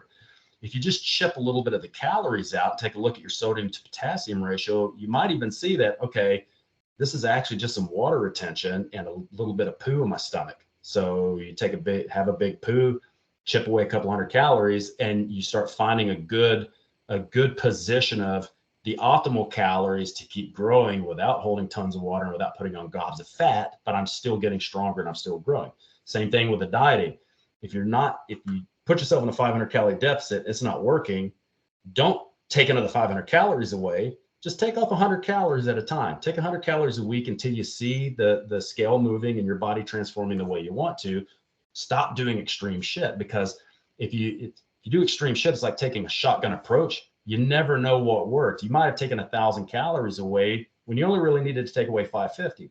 Like, why would you not want to eat that other 450 if you didn't need to pull that out? It doesn't make any sense. Because people keep trying to get results yesterday, and it's like, no. Yeah. But then also the fact that your body does need to feel safe, and it's a long-term process. And if you're chopping and changing, it doesn't know what the fuck it's gonna do. Yeah.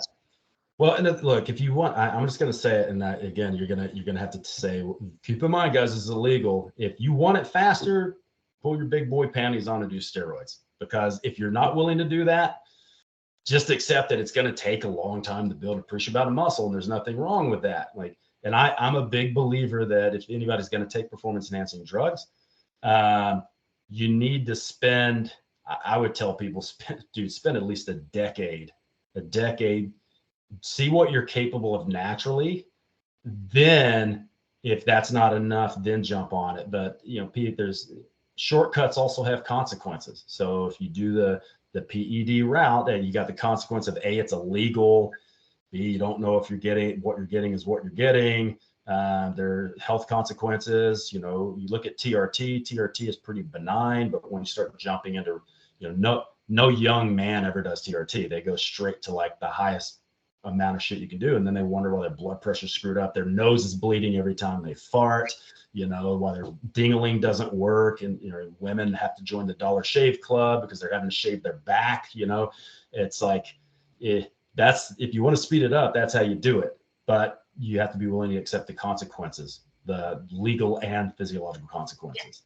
Yeah. And people who aren't, it's almost like if you're not focusing so much on fat loss, you get too lax and too flexible outside of that. So it might not be the fact that your surplus is wrong. It's just your mindset and how you're approaching it is actually what's wrong.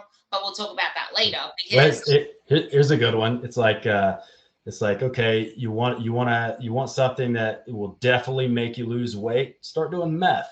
Would you do that? No. Okay, then let's not do extreme things. Let's just do it the right way. And because if you really wanted to lose weight really fast, and your job and your teeth and your relationships, your children, just do meth. Like people would say that's crazy. I'm like, okay, but that's what I'm talking about. We don't need extreme shit. That's really extreme. The way a lot of people diet these days, and it's really fucking extreme. And they go, like you said, extreme highs and lows, swinging back and forth. Where why they can't actually see the results they want and why they're at the same square one January 1st every year. Well, yeah, and the thing is with the physiological process, if you're swinging back and forth a lot, your body, our bodies are designed to not want to spend money on things we don't need.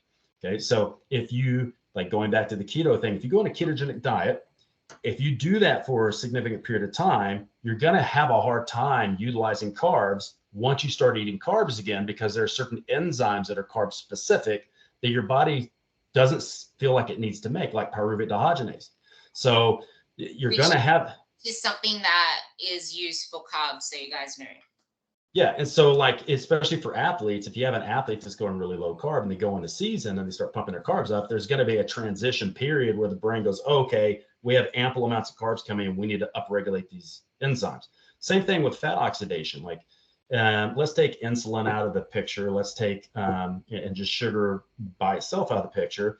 If you eat, lots of carbohydrates and eat low fat, things specific to oxidizing fat, they're going to go down. Things specific to oxidizing carbs are going to go up. That's great for an athlete. But if you go from a high carb diet and you go extreme to a low carb high fat diet, and you go right back to a high carb low fat, back and forth. If you're doing this in like really small periods of time, your body's getting used to one diet, and then you extremely flip to another diet. It has to start catching up to the new diet and the new macros because it has to make the enzymes. Yeah. And this is why it's so freaking important to take the long approach. But something that we've been dying to talk about on this is why protein intake is so important and how more can actually be better for many people. Okay, so yeah, so look, if you look again, we'll go into a couple of different viewpoints when you look at the research. Let's start at the recommended daily allowance, which is just pathetic. You brought that up over offline. Recommended daily allowance, what is that for? So it's basically the minimal amount of a certain nutrient that keeps the majority of the population out of some type of nutrient deficiency issue. So like if there's a recommended daily allowance of vitamin C, so you don't get scurvy, right? There's a RDA level for vitamin D, so you don't get rickets, right? And there's a lot of things that most first world country people, unless they're homeless, these are things that we don't deal with anymore, right? But yeah, protein has its own RDA, because out of all the macronutrients, protein, you have to have protein. Like you can't not have protein because your body can't make protein. So you ingest amino acids from your protein. Your body breaks the protein down. It breaks it down into amino acids and peptides, and then it uses those amino acids and those peptides to create other things, not just muscle, but also hormones and enzymes and everything else. Yet also to feed things like your immune system. And to fuel liver detoxification, right? So we won't get like David Avocado Wolf hippie foo-foo, but yeah, liver detoxification, you have to have the right things. You have to have certain amino acids to get stuff out of your body. That doesn't mean go buy yourself a box of detox shit at your local health store. That just means like if I get ample amounts of protein in, that will increase the ability for me to get things out of my body that my body's trying to get out. It keeps your immune system happy, especially in the gut. It does build muscle. You also oxidize some protein. So in a mixed macronutrient state, you oxidize roughly about 5 to 10% of your protein. Now, when you increase your protein and you decrease carbohydrates to a sub-maximal level, meaning you're going to be a little bit glycogen depleted, or even a lot of glycogen depleted, because you're burning that off with your exercise and you're bringing in like maybe say a moderate amount. When you have low amounts of glycogen, your body will start oxidizing protein at a higher rate. So that number will move up to like 10 to 15%. So I've got this concept of caloric funnels. You can create caloric funnels that allow you to eat more without having to diet so hard. So thermic effect of food. When you eat protein, about 25 to 30% of that is going to just, those calories, that energy is going to be used to basically process the protein. So if I look at fat, it's negligible. It's like point nothing, right? Carbohydrates is somewhere around 10 to 12%. So if I'm on let's say a mixed caloric diet, let's say I'm something like say a 40, 30, 30, something like that. Oh, zone-based diet. If I take that fat and I pull 10% of that off and I replace that with protein, I'm actually going to lose around 25% of those calories just by switching from one macro to another. If I take some of those carbohydrates and take those out and replace those with protein, I'm going to get about a 12% reduction in those calories from the thermic effect. And I've seen people talk about, it doesn't matter, it's not that much, but I disagree. I think if we look at a long-term goal, let's say that number was 100 calories a day. So let's say I made a switch and pulled some fat off and I replaced that with protein, and then that reduced my calories through thermic effect by 100. If I look at that, it's 365 days, and I divide that by, theoretically, in a kilo of body fat, there's about 7,700 calories. Now that's not entirely accurate, but it's good for looking at this, right? Because it's different for different people. But if we divide that by 7,700, that's almost 5 kilograms of weight loss over the course of a year. And you didn't pull any calories out. You just made a switch from one macro to another. So that's an easy hack, right? I would also argue that 100 is a lot more for a woman than it is a man anyway. Well, yeah, 100%. And if you look at most of the meat you're going to eat comes just from the animal. It's not like at least that's the way I would want people to do it. Like, go buy your chicken, buy your steak, buy your tofu or whatever, and cook it yourself. Because most of my clients will do that. So at least the calories on the label are pretty accurate. So it gives you a bit more wiggle room. But then also, if I take some of those calories and I replace carbs with protein and I train hard, I'm going to be, if I think about my glycogen stores or my stores of sugar in the cells, if that gas tank is like partially empty and I'm keeping that gas tank a little bit low all the time, that's going to be possibly another 5 to 10% caloric output from those protein calories, because you're going to need to replace some of that carbohydrate. You replace some of that with protein, or you can also use protein to fuel energy production. I'm trying not to get too technical, but fuel energy production in the mitochondria, because you can take the carbon skeletons and shove them into some of the cycles in there. So these are just these little metabolic tricks you could use, where you might have somebody. A good example is that person that's in a surplus and they're getting a little sloppy and they don't like the way they look. Cool. Maybe you don't take any calories away. Maybe just take some of your fat, some of your carb, replace it with protein, and all of a sudden it creates a caloric funnel. But I was going to say, protein, like, this is why protein sometimes more can be better. And it's just that there's also so many people out there saying on the other side, just stick to 1.8 grams per kilo. Well, it's like, well, do you want to optimize your physique or just cruise through? Yeah. Well, and I'll say it like this, like, because they're not wrong.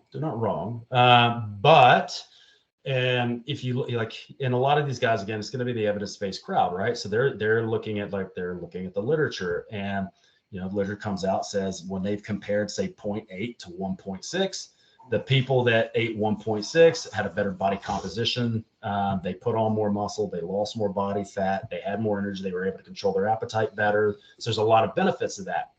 But then the ISSN did some research going from going from that range to like 3.3 to 4.4, and they found an even better result there. Now, that's a big margin. If you look at, like, we'll say people who are training minimum 1.6 to 1.8, maximum that we know of now is like 4.4. That's a pretty wide margin. So the way I talk to clients about this, I'm like, look, number one, do you like to eat protein, right? What type of protein do you eat? If you're a vegan, then 3.3 to 4.4 is not going to be a great number for you, because you're going to if you're in a controlled calorie diet, you're going to have to be eating a lot of protein powders to keep the carbs and the fats down if you're eating that much. If you're eating tasty animals, well, then it's a little bit easier, right? Because you've got options of like super low fat meats and stuff, and also whey protein powder, things like that. So, but is it necessary to go that high? Not really. I think it's going to be a factor of, can you afford that much protein? Do you actually want to eat that much protein? Does that much protein actually feel good to you? Because like I typically work on 2.8 to 3, sometimes 3.3 grams per kilogram of protein, but I like protein. I like steak. I like chicken, I like whey protein. I don't have a problem getting it, and I feel better when I eat that amount. So pumping up protein, is there a massive benefit? Yes. Is there a massive benefit to massively increasing your protein? There's limited research into it, but from what literature is that there possibly is a benefit to going even higher than, say, what bodybuilders would always look at, which is 2.2 grams per kilogram. Is that amount going to give you enough advantage, high enough percentage of advantage over anything else? Maybe not. It just depends on how it works with you. But I can tell you, if you're gonna binge and cheat on anything, protein's the thing you want to binge and cheat on, because again, it's satiating. It's very difficult to do that. No one's ever gotten fat overeating steak and broccoli. So if you're binging on that, you're probably going to be doing better off than if you pull out the peanut butter and jelly and start making peanut butter jelly sandwiches and chocolate milk, because that's far easier to consume more of than the former. Yeah, it's all the other stuff you have on top of all of that that actually causes it.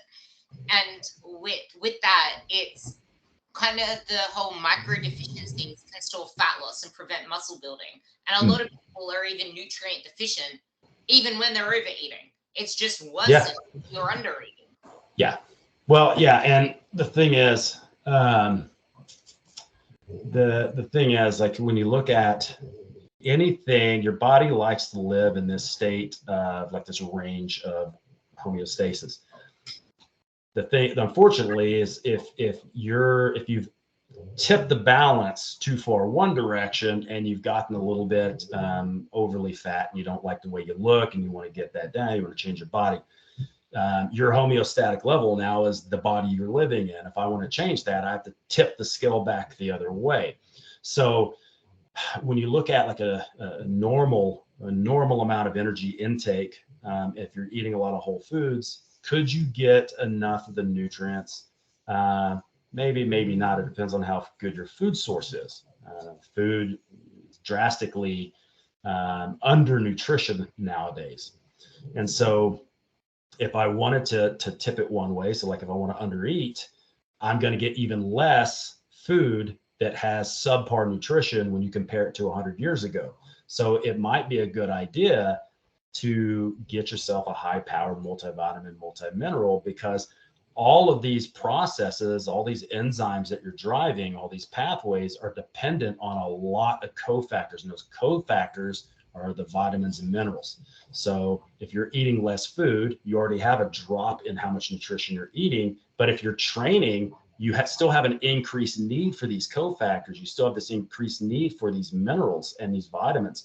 So whenever you train and you break things down, you're driving those enzymatic processes. So you're chewing up vitamins. So if you're undereating, probably a really good idea to take a multivitamin, multi-mineral, and spend the money on a good one.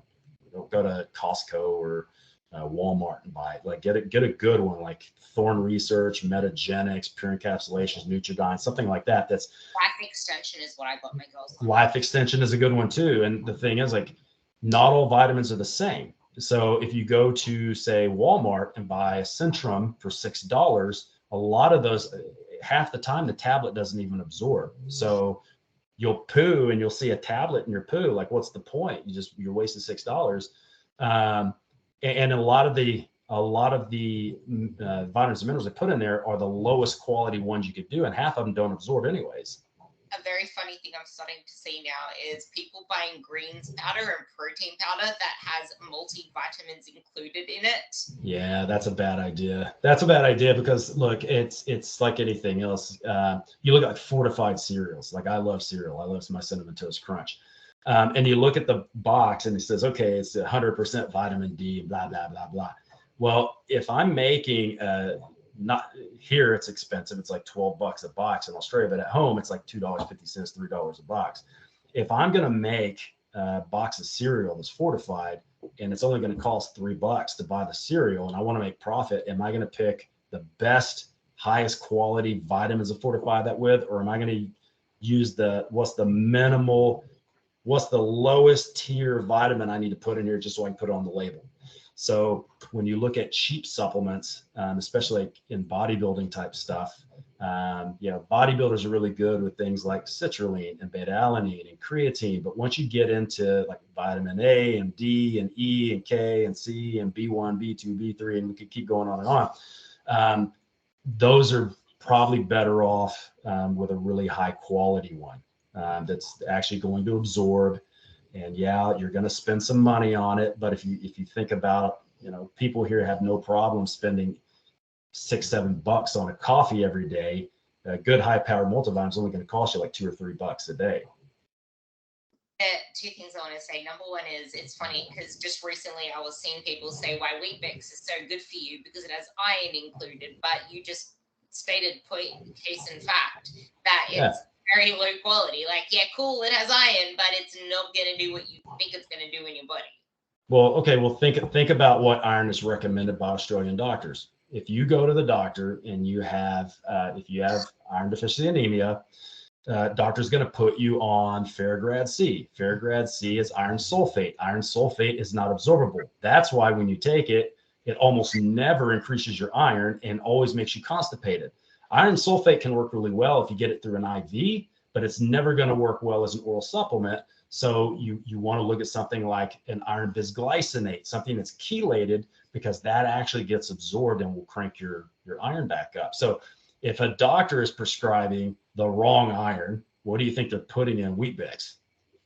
And although I do love Weet-Bix, man, I like, if I'm feeling bingy, the like coconut vanilla or coconut something, the little squares, I'll just pull it out and start eating them like a bar. I don't even put milk on them or anything. I just eat them. So. It reminds me of when I came to Brisbane with that big bowl. But but yeah, that's another reason why it's so important to have a coach, because a lot of doctors say the stupidest shit about a lot of things because they haven't kept up with the research. Yeah, but then, doctors can say the same thing about us too, because they're trained for this thing that we're not trained for, and we're trained for stuff that they're not trained for. Like doctors aren't trained in nutrition. So if they don't do continuing education, they have no idea what the fuck they're talking about. They're not trained in training. But I tell you what, I can't read a fucking MRI on somebody's knee. Neither can you. So it's like, we've got to know what they're good at versus what we're good at. Right. So, on the micronutrients, because I remember you telling us a story at one of the seminars where you had a client that wasn't losing weight and you put her on a multivitamin, and because now she had all the cofactors she needed for her metabolism and fat and carb oxidation, blah, blah, blah, she finally started dropping weight on that. And I think this highlights the importance of like not just a multivitamin, but why food quality is so freaking important. Massively important. But like with her, and this has happened with a number of our clients, right? So we might start them off on no multivitamin. We might just throw in maybe a little bit of fish oil, maybe a little bit of creatine, a couple of small things, because people need to understand, like, you can lose weight you can have nutrient deficiencies and you can lose weight, but it might be slower than you want it to be. You might not have as much energy as you want. So what we'll usually do is we'll get them losing a little bit of weight at first. Then we'll throw in something like a Thorne advanced nutrients or something like that. And what we noticed was the minute we put the vitamin in, they started losing 2 to 3 times the amount of weight and they felt better. And then when I was looking at people's check-ins, you see this going on for like 6-7 weeks, and all of a sudden they hit a stall. And I'm like, okay, hit the stall. I go to Chronometer. I don't see them putting in the multivitamin anymore. So then I email them. I'm like, hey, how are you going with those multivitamins? They're like, oh, I ran out 2 weeks ago. Huh? Your weight's been stalling. Yeah. Yeah. When did it start stalling? Oh, around 2 weeks ago. And then like, oh, I'm like, all right. Yeah, that actually works for you. Then you might want to consider taking it. So, but you want to look at taking something that's like comprehensive and something that's designed to be taken daily for long periods of time, because it's again, it's like if I'm gonna redo my nutrition, if I'm gonna redo how I eat, if I eat a certain way and that's what makes me lose weight and that's what transforms my body the way I want it to, great. That's the same thing that's going to help you maintain that. If you take a multivitamin and you feel better, and you have more energy and you're sleeping better and you can train harder and you're getting better results, okay, that's part of that nutrition, just like your protein, carbs, and fats. Stay on that. But where you can get into some trouble is when you're using things that can become toxic at very low levels once they're repleted. That's why iron. If someone's gone to a doctor and they have done an iron study and they've been shown that they've got iron deficiency anemia, once they've taken enough iron for that to get high, they need to monitor that, because once it gets out of range, that's one of those nutrients, micronutrients, you don't want to take too much iron. It's things like vitamin A. If you're taking, like maybe you've done a test for vitamin A deficiency and you start taking a lot of vitamin A, that can get really toxic really quickly. So there are things, especially the micronutrients, that you may need them for a small period of time. But you might not need them forever. You might have to go through cycles of, maybe like vitamin D, right? Vitamin D in Australia, they'll hardly ever run vitamin D tests because they already know everybody's deficient. Why? Because everyone here is scared of the sun. So when they go out, they lather themselves up and they cover up, or they just don't go out in the sun. But we know we need vitamin D. How much vitamin D do you need? Well, it depends on how depleted you are. It depends on what level you want to get to. But here, in Queensland, we're in the right position on the earth to basically get vitamin D year round. But if you were living, say, in Sydney or Melbourne or Adelaide or whatever, at certain times of the year in the winter, you can go out, sit in the sun all you want. You're not going to make any vitamin D because it's at the wrong angle to the sun. So you might have some supplements that you use seasonally. So you might use seasonally, vitamin D during the winter, and then just get a little bit of sunlight in the summer and just keep a tab on that so you can keep your vitamin D regulated. So vitamins can be very helpful, and it drives me nuts when people go, oh, vitamins don't work, supplements don't work. People who say that, I can tell you have no idea what the fuck they're talking about. But people also need to be careful, because vitamins aren't benign. Like, just because they're sold at a pharmacy over the counter doesn't mean that they don't have consequences if you don't know what you're doing. So that's why, like, base supplementation for me, a multivitamin, multi-mineral, high quality one is designed to be taken day in and day out for long periods of time. Creatine, if people aren't taking creatine, something's wrong with them. There's so many benefits to creatine. Everybody should be taking creatine. And then, fish oil, a little bit of fish oil, maybe like 4, 5, 6 grams a day. If you don't eat a lot of fish, like I don't, you look at possibly a little extra. Magnesium. Yep, I said magnesium. I would say most people probably bare minimum 400 or 500 milligrams a day. Let's say if you're training really hard, probably more like 750 to 1,000 milligrams a day. It's probably a good point. If you're that is a lot of magnesium, guys, because stress depletes it. 100%, like over 500 processes in the body. So when you're dieting, stress goes up, because again, dieting and training is a catabolic process. So when you're training, catabolic process means you're taking big things and breaking them down into smaller things. So you're taking fuel stores and you're utilizing stress hormones to break those things down and to move them around your body. So every time you break stuff down and you're making more energy, that's highly magnesium dependent. So the harder you train, the more hours you train, the more magnesium you're gonna need, because you can't recycle energy without magnesium, and you can't make that energy of bioavailable without magnesium. And your muscles can't relax without magnesium. Magnesium is a calcium channel blocker. So when you go and you lift weights and then you stop, magnesium is what causes the muscles to start to relax. So there's a lot of things that people need that they're not getting, because we don't eat enough magnesium containing foods anymore. This is why a healthy body is a responsive body. And if you aren't eating a high quality diet, or actually checking to see if you have any deficiencies, you are stalling your fat loss, and you're hindering muscle building as well. They are all processes in the body that have to do with metabolism. There are other common deficiencies that you see as well, but something to keep in mind is if you take the oral contraceptive pill, there are a lot more that come into play, because that depletes a lot of vitamins and minerals. I'd say, the big thing is a lot of B vitamins. So like B1, B2, B3, B5, B6, B9, B12, a lot of those are depleted when you're taking birth control. I don't know off the top of my head an extensive list, because birth control is not something I usually talk to my clients. I used to, but nowadays we may have a small, quick discussion. But I mean, you're training like 20 girls. I can't keep tabs on who has a period, who doesn't, who's taking birth control, who doesn't. And I think I'm lucky too that because I train almost exclusively coaches, none of them take birth control. I very few, like if you look into the personal training health crowd, a vast majority of the women in my section of the industry, the section that you're familiar with, most of them don't take birth control.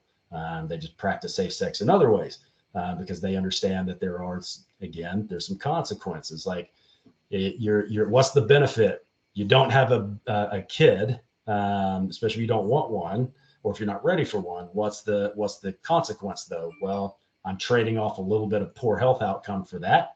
Now, is it really bad? Hell, who knows? The literature's conflicting on it, and there's so many different things people could be taking.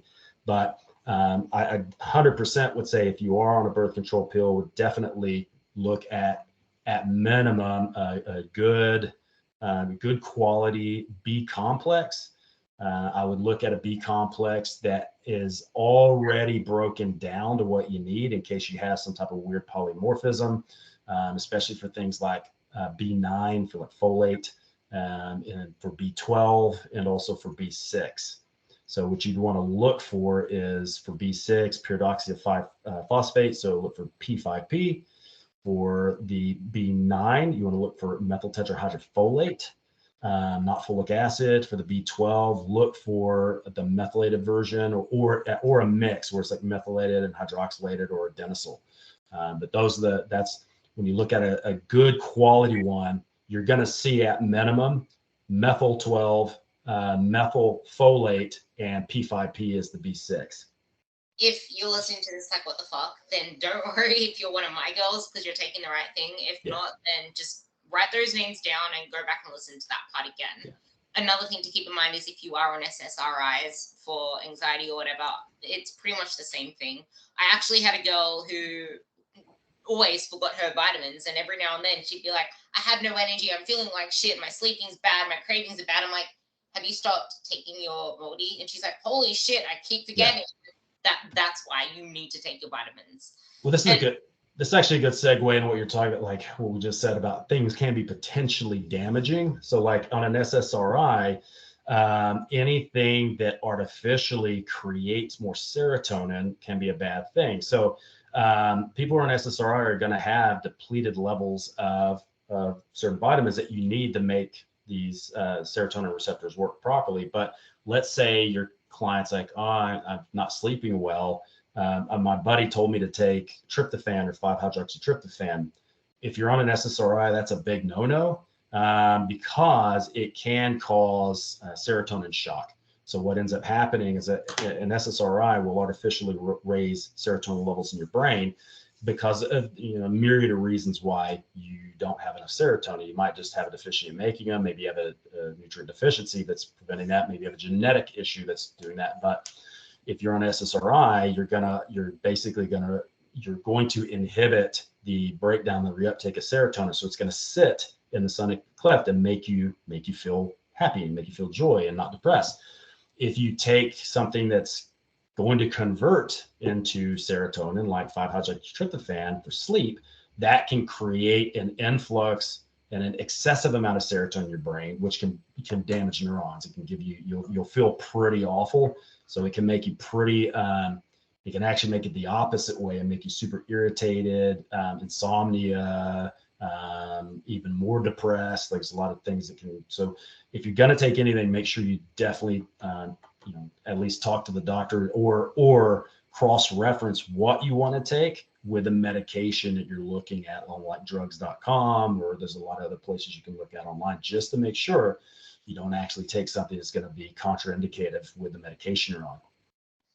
To summarize the supplements chat, let's quickly touch on how melatonin can actually be really beneficial. And there's actually nothing to fear for it, because I had a girl that was really scared of melatonin for the fact that, doesn't this mean that it's going to completely suppress mine? It's like, well, it regulates it. Oh, and especially with people looking back at like the SSRI issue, like a lot of people with SSRI or with depression are going to have sleep issues. They feel tired all the time, but they don't actually sleep well because melatonin is made from serotonin. So if you already have a deficiency of serotonin, it's going to be very difficult possibly to get enough melatonin in your brain. So melatonin can actually be really beneficial. Like I use Nutridyne melatonin because it's easy for me to get. But like, that's the thing with the problem with Australia is unless you're over the age of 55, you can't buy it over the counter. So apparently only old people have sleep issues. It's like, so I've got another 10 years before I can buy melatonin over the counter unless they change the laws. And it's expensive.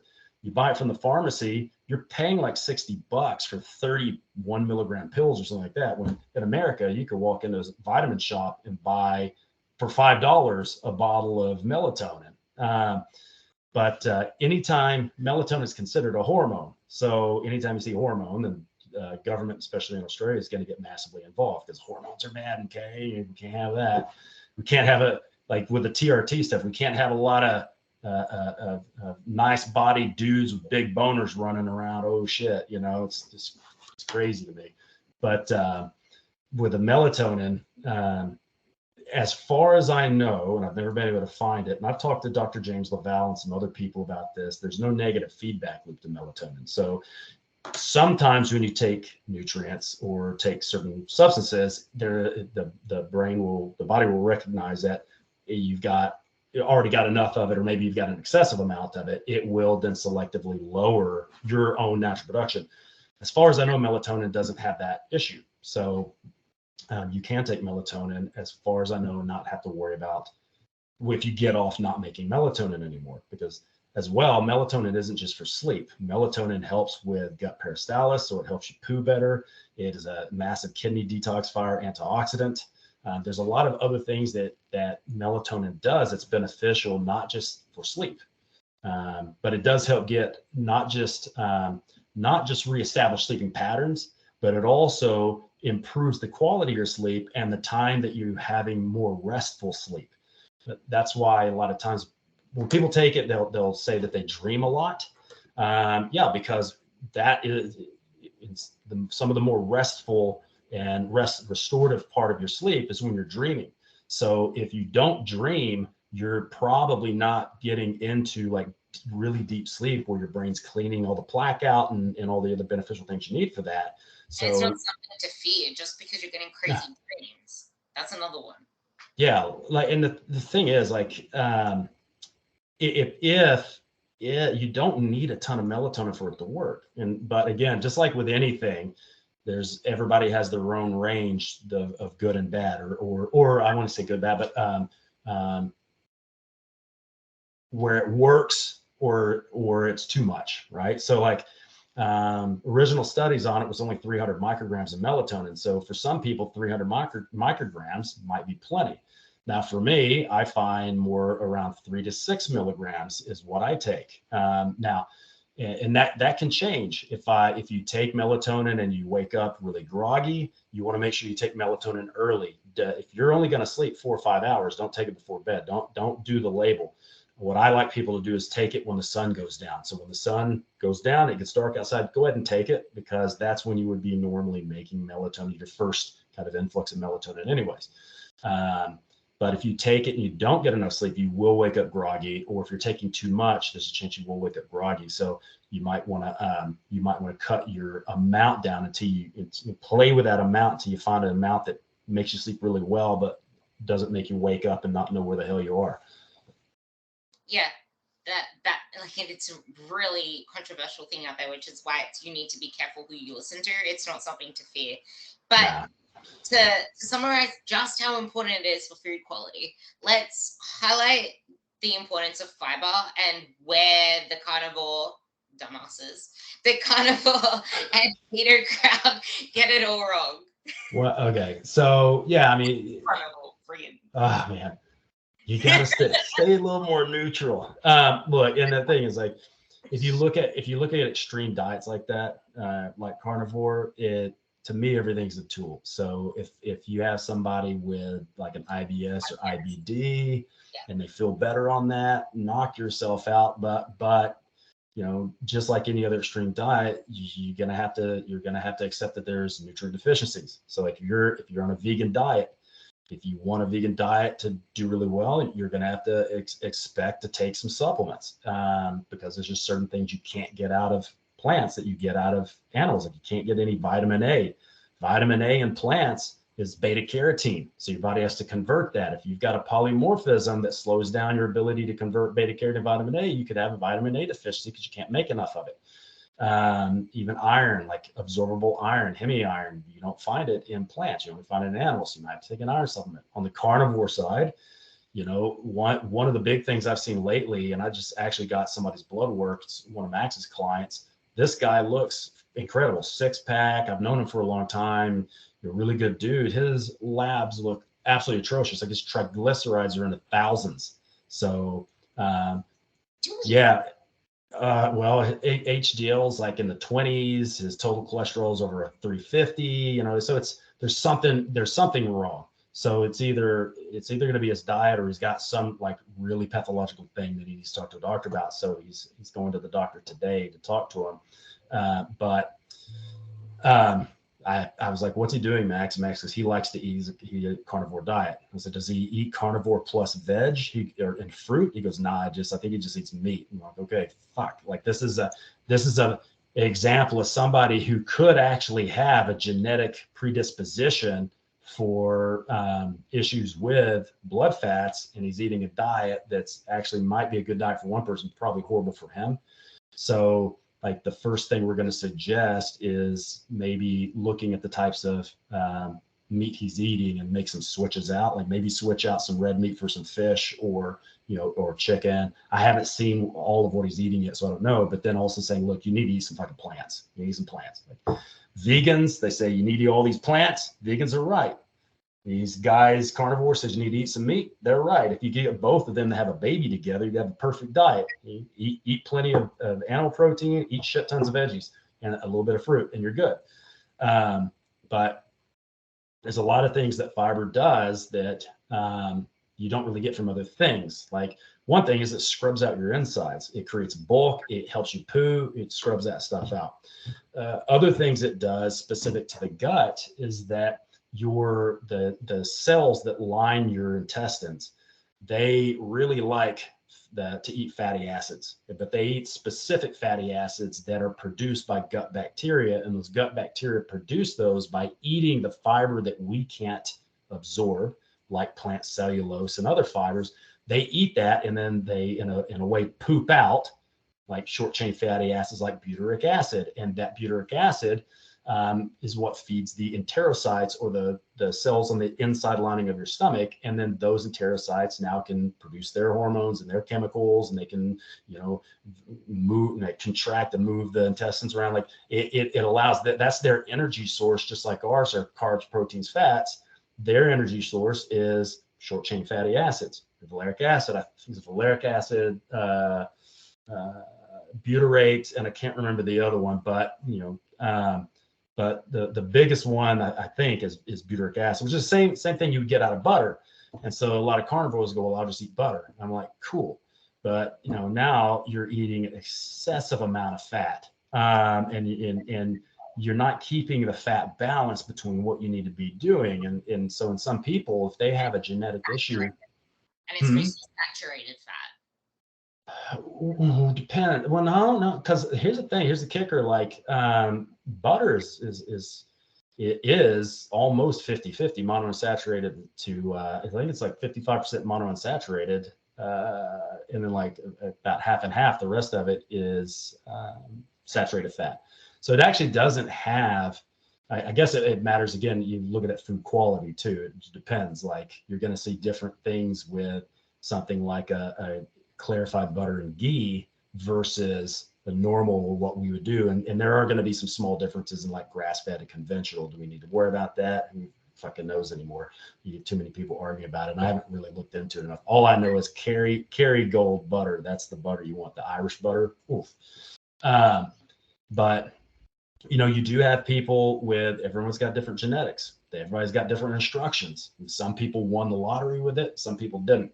And so you get some people might have a genetic predisposition for cardiovascular issues and creating too much blood fat, not being able to process blood fat. So that carnivore diet, if it's done with a lot of heavy red meat, if it's done, especially if somebody has any type of autoimmune issues, in a lot of cases that can create a clusterfuck for some people. So I will be able to tell you after I talked to this guy and talking about his blood work and what his doctor said.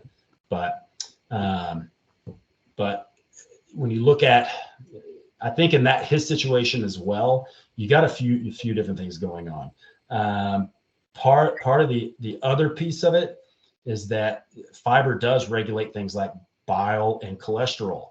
So in a case like this, where somebody has really high total cholesterol and really low HDL cholesterol and really high trigs, the first thing I would start to investigate is, I'd look at that fiber. You need to eat more plants. You need to take a multivitamin. We might need to give you something like, the doctor recommended a statin to him, and he knew me from my Republican days. He was a student of mine from there. He thought I was going to go, absolutely not. I went, I think it's a great idea. Like if your cholesterol was barely up, I'd say that's dumb. We could take a natural statin like red yeast rice. We could take bergamot extract. There's a lot of stuff that you could do, but you have dangerously high levels of blood fats. I'm just going to recommend that you listen to the doctor, and but also, and here we're going to circle back to what I talked about. I like to work with doctors. I like to talk to my clients and tell them what to say to doctors, what questions they ask. And so he's going to ask the doctor about possibly taking a gram of bergamot extract a day, because that, in a lot of the studies, 500 milligrams of bergamot extract a day, people were able to cut their statin dose in half. So you cut the statin dose in half, you cut the side effects in half. I had a client come to me, and I spoke to her on episode 183, but her cholesterol's through the roof. Her bloods were the worst I've seen. And I heard that she tried everything to sort her gut health. She went to a naturopath. She went to 3 doctors. One of the doctors put her on the Galveston diet. She comes to me. I sort out her stress. I sort out her diet, put her on a multivitamin, a magnesium, a vitamin D, and I increase her plants to pretty much most of her diet with some carnivore on top of that. And, like her bloods, they're perfect. She's never seen them so good. Yeah. And this is where it comes down to, you need to be careful who you listen to, and the quality of your diet matters, because your body ain't going to do shit if it ain't healthy. Yeah, 100%. And that's the thing. Like, when you look at bile acids and conjugation of cholesterol, If you're not eating enough fiber, you have not enough bulk to kind of transport that out, so you can have some recirculation of that stuff. And then you're only. I like what I think is Brian Walsh who said this to me once. He's like, you are what you eat, digest, absorb, and don't excrete. So if you're not pooping, and if you're not making the right things to detoxify and get this stuff out in the gut, like bile acids, then you're going to be made out of what you're breaking down and what you're trying to push out that you're not pushing out. So, but what we always want to do is we want to look for what's the simplest thing that could fix this. So it's like, okay, what do we know about this person? It's just like what I've taught you about designing a long-term training plan. You have to look at, okay, what is the desired outcome? Where are we going? Like, what's the vision? Where are they starting? Now we have to work from the end goal back to the start and fill it in with training and nutrition lifestyle that makes sense. Same thing with this. I've got to look at where we want to go. We want to get his labs looking really good. Okay, what do we know about him now? They look absolutely fucking awful. He's eating a carnivore diet. He's not eating any plant matter. He's probably not taking a multivitamins. It's okay. What's the easiest solution? If you like that diet, send a diet, but we're going to start doing half of the carnivore and half vegan. So you're going to be basically a carnivegan is the new trademark name I'm going to make for it. And you're going to take a multivitamin. And if when we're monitoring your fiber, if we don't feel like it's high enough, we're going to increase your fiber by giving you a supplemental fiber like psyllium husk or something like that can act as a binding agent. Yeah, and this also feeds into, I guess, when you are what you absorb and don't excrete, exactly what you said.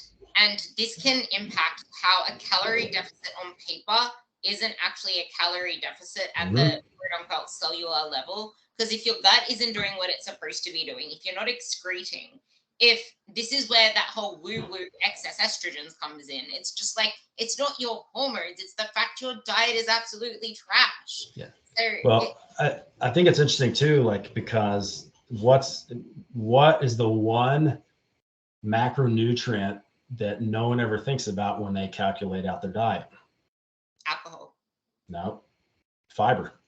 Oh yeah, that's a fiber. Because you get a lot of nutritious dietitians going around and go, well, fiber doesn't have any calories. You don't absorb that. You do. You actually do. So, but it's about like 2.1, 2.2 calories per gram. Now, when somebody's eating a normal amount of fiber, that's not a big deal. So we always recommend at minimum like 10 grams of fiber per 1,000 calories. Optimally, probably 15. It's probably a better place to be. But if you think about this, I've actually had we had one client who was eating somewhere around 80 to 120 grams of fiber a day. She's a naturopath, and she read some research showing the benefits of fiber on the gut microbiome. And I'm like, okay, like that's looking at like 10 grams per 1,000. And instead of going to like 15 or 20 per 1,000, you jump to like 70 grams of fiber per 1,000 calories. Like there's a limit to how much you can handle. And it was crazy because when I first saw her progress, her first initial pics, super lean, but she looked like she had swallowed a beach ball. She looked like one of those, 42 cents a day adopt like an Ethiopian kid. Like it looked like that, like real skinny, but a big, like swollen gut from all the fiber. So if you look at that, if she was eating a normal, let's say 20 grams of fiber, okay, so we've got like what, 40, 45 calories from that you're not thinking about. Not a big deal. If we go up to say 80, now we're talking about 160 calories that we haven't thought about. And again, you get a woman who's 48, 50 kilos, they don't have a lot of wiggle room. So if they're eating a ton of fiber like that and they're processing and making a lot of short chain fatty acids, they could actually be creating a higher level of food intake than they actually realize. We never usually think about that type of stuff. Yeah, it's really important to look at, like, to zoom out and look at every single element of what you're doing and stop micro focusing on, I guess, missing the forest for the trees. And this kind of can fit into the argument of when people say that they're trying to build muscle, but they're only gaining fat, or I'm training my legs, but my legs gain muscle really fast. I don't want to train them that much. And the argument that we're gonna now move into is how you can't actually build muscle as fast as you think you can, and the reality of how slow muscle grows, especially Yeah. for women. Yeah. So, okay. So you brought up a very good point before we got on about this, because um, it's gonna help me like lay out a concept again, something that a lot of people argue about in the industry. It's like you could realistically, and we've thought about this for many decades, have two different types of what we consider muscle growth, or it's probably more prevalent, say, muscle size. So you have what's called sarcoplasmic hypertrophy, which is basically your higher rep pump up work. You're creating a lot of energy breakdown and recycling, and that causes, anytime you do that, you're causing a bit of inflammation. Anytime you contract a muscle, you're releasing inflammatory chemicals and myokines. Anytime you have more inflammation, you're going to draw water to that. So part of like bodybuilding pump up work, a big part of that muscle size is going to be just fluid retention in the muscles. So it's like you pump your arms up and you stay a little bit swollen for 3 or 4 days. You start to deflate. You do another arm workout. You pump it up. So a lot of that size gain you get from that is just temporary cellular swelling and a small amount of muscle growth, of myofibrillar growth, where the muscle fibers are actually starting to get thick. If you go on the opposite end and you look at people lifting really heavy ass weights, you have less of the inflammatory pump up, but you have a lot more of the actual muscle fiber thickening. So you being a power lifter, former competitive power lifter, you understand this, right? You've done physique, but you've also done powerlifting. So it's like when you're doing physique work, you can put on weight really fast, but you have to maintain it. Like the minute if you don't work out for a week, you kind of deflate. So it's like you have to try to do your bodybuilding work every 3 or 4 days.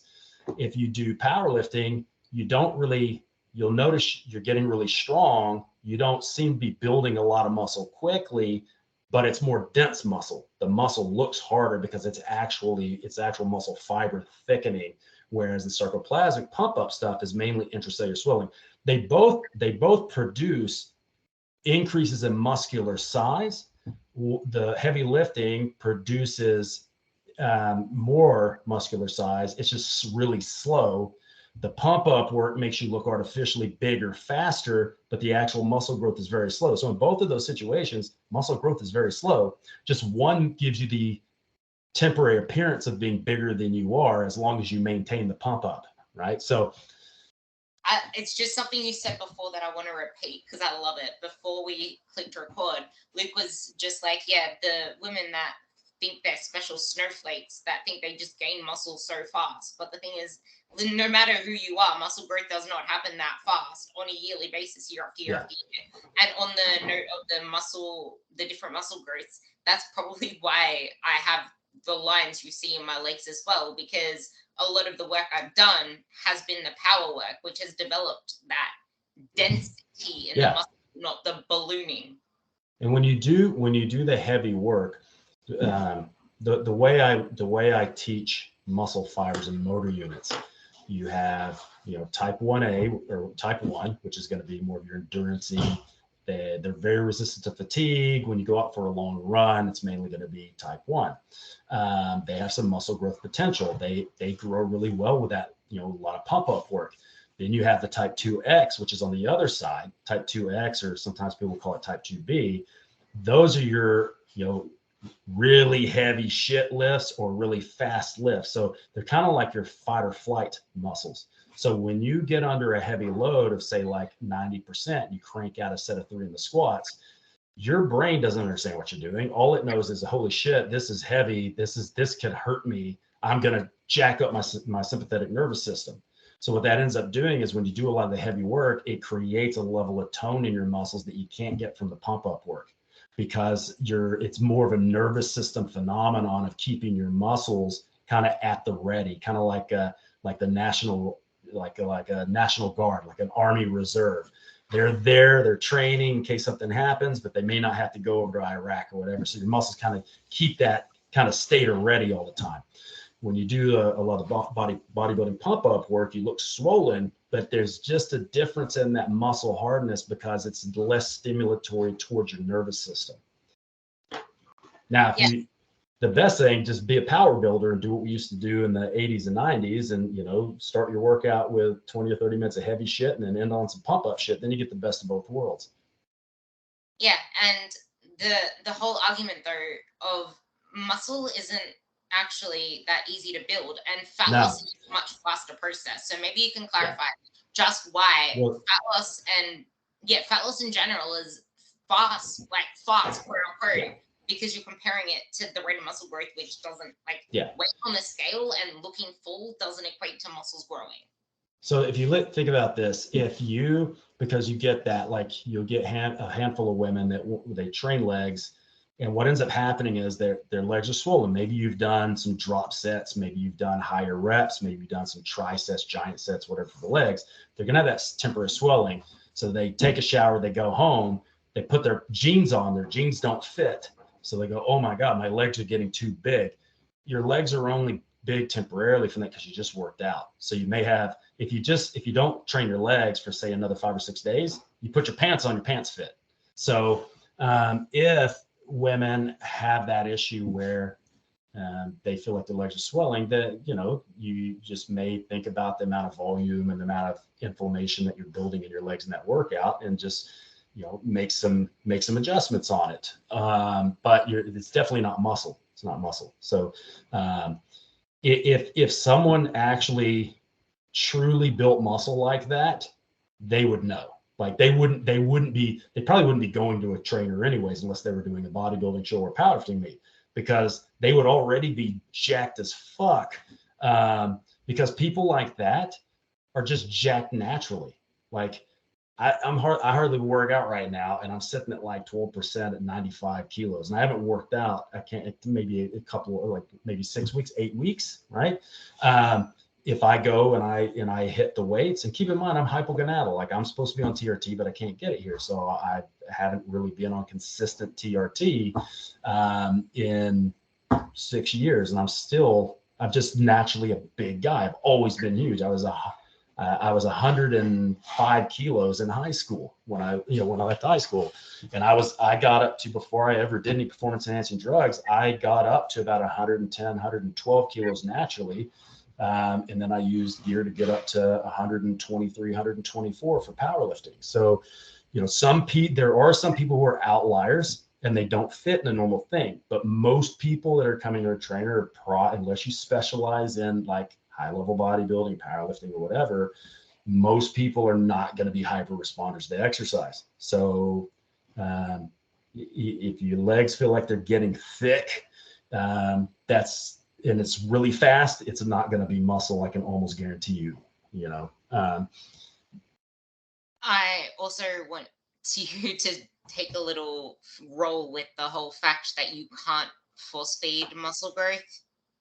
Yeah, and look, it's your body has a finite speed at which it can do things. So, and if you look at the way to build muscle long term is keep your protein at a high enough point, and match your calories to your TDEE. If you have a little bit of flub you need to lose, eat in a slight deficit. You could eat a slight deficit. You're still going to put on muscle. Just don't crank a hard deficit. And when you lose that, when you tidy up a little bit, now you can crank the calories back up a little bit. Don't go too high. Your body can only make enough digestive juices. It can only make enough transport proteins. They can only do so much. So if you want to just get really big, go ahead and eat your 8,000 calories. But you're going to be big and fat, and you're not going to like the way you look. You're going to look like a fucking melted candle. And you're constantly going to be having to diet that off. Just accept that, work out your TDEE and eat at maintenance and see how you respond to it. Maybe you see that you're starting to lose a little belly fat. All right, cool. That's great. Or your arm circumference is going up, or your leg circumference is going up, your chest circumference is growing up, but yet you look like you're getting leaner. Happy days. If all of those are going up, but you look like you're getting too thick in the stomach, well, maybe you just exceeded your ability to utilize that energy, and that excess energy is going to be put in the fat cells, where it's going to be completely fucking useless for making muscle. So you don't need that big of a surplus. no, you don't. I mean, they've shown it in the literature. They've shown you don't even need a surplus to put on muscle. If you have stored energy on your body, you like I said, you don't want to go into like a 40% deficit. But if you were doing like a 10% deficit and you kept your protein high and you just went going, you'd make a really nice recomp over time. And then, if you thought you could squeeze more out of it, add 5%, and the minute you see you're starting to get sloppy, take 5% out and tidy yourself up a little bit. But these people they go wild swings of massive bulking and crazy dieting. It's insanity. Like, you can't force your body to move faster than what it's designed to do unless you're willing to take illicit drugs. And what he's trying to say is that if you are over fat, which is stored energy, because otherwise you're better served in maintenance on the upper end with maybe like a slight surplus of 100 calories to get the most out of it. Yeah. Because a lot of us want to see some physical change, and you're not going to see physical change if you're dawdling at the bottom end of maintenance. And the leaner you get, aka just like us as average people, and you don't have a lot of stored body fat, stop trying to do both at the same time. Yeah. Well, I think, that's the thing. Like, I firmly believe if you take a long-term approach, you can do both at the same time. And if you're 100% effort every single day without a family, yeah. But I think what you really have to do is reevaluate like your time domain, right? So if you want to put on size really fast, the only way you're going to do that is by doing hypertrophy stuff and eating lots of food. If you want to drop fat really fast, you got to go the opposite way. But what I'd love to see people do is go into a position where they have, a good body fat percentage. Like, you get girls in like around like that 24 mark, like 22 to 24 mark, which 22 is a lot leaner than people think. You get girls around that like 23, 24, 25, 26 mark, and try to stay at that body fat percentage. So if you see that you're creeping up higher than that, start to reduce the calories. And if your protein's high, you're still building muscle, but you're going to pull off some of that body fat. So your weight's not going to change drastically, like if you went to the extremes. But if you think about, okay, I'm planning on looking like this in a couple of years, it's a much better route. And for the guys, if you could keep your body fat percentage, somewhere between maybe like 13, 14, and 17, that would be a good there. You still have linea albus showing, you got a little bit of fat on the fupa, but you can still see a little bit of the upper abs. Once you get to the point where you can't see that, we'll start chipping the calories down a little bit, or do a little bit of extra conditioning to burn off some stuff. You clean that down to 13, 14%. You'll look better most of the time. You can still build muscle. And it's to me, a healthier way of doing it.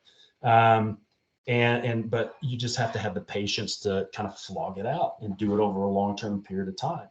But every person I've done a long-term transformation like that with, they look far, far better. They feel better, and they're healthier than the people I see that are swinging back and forth between bulking and cutting seasons.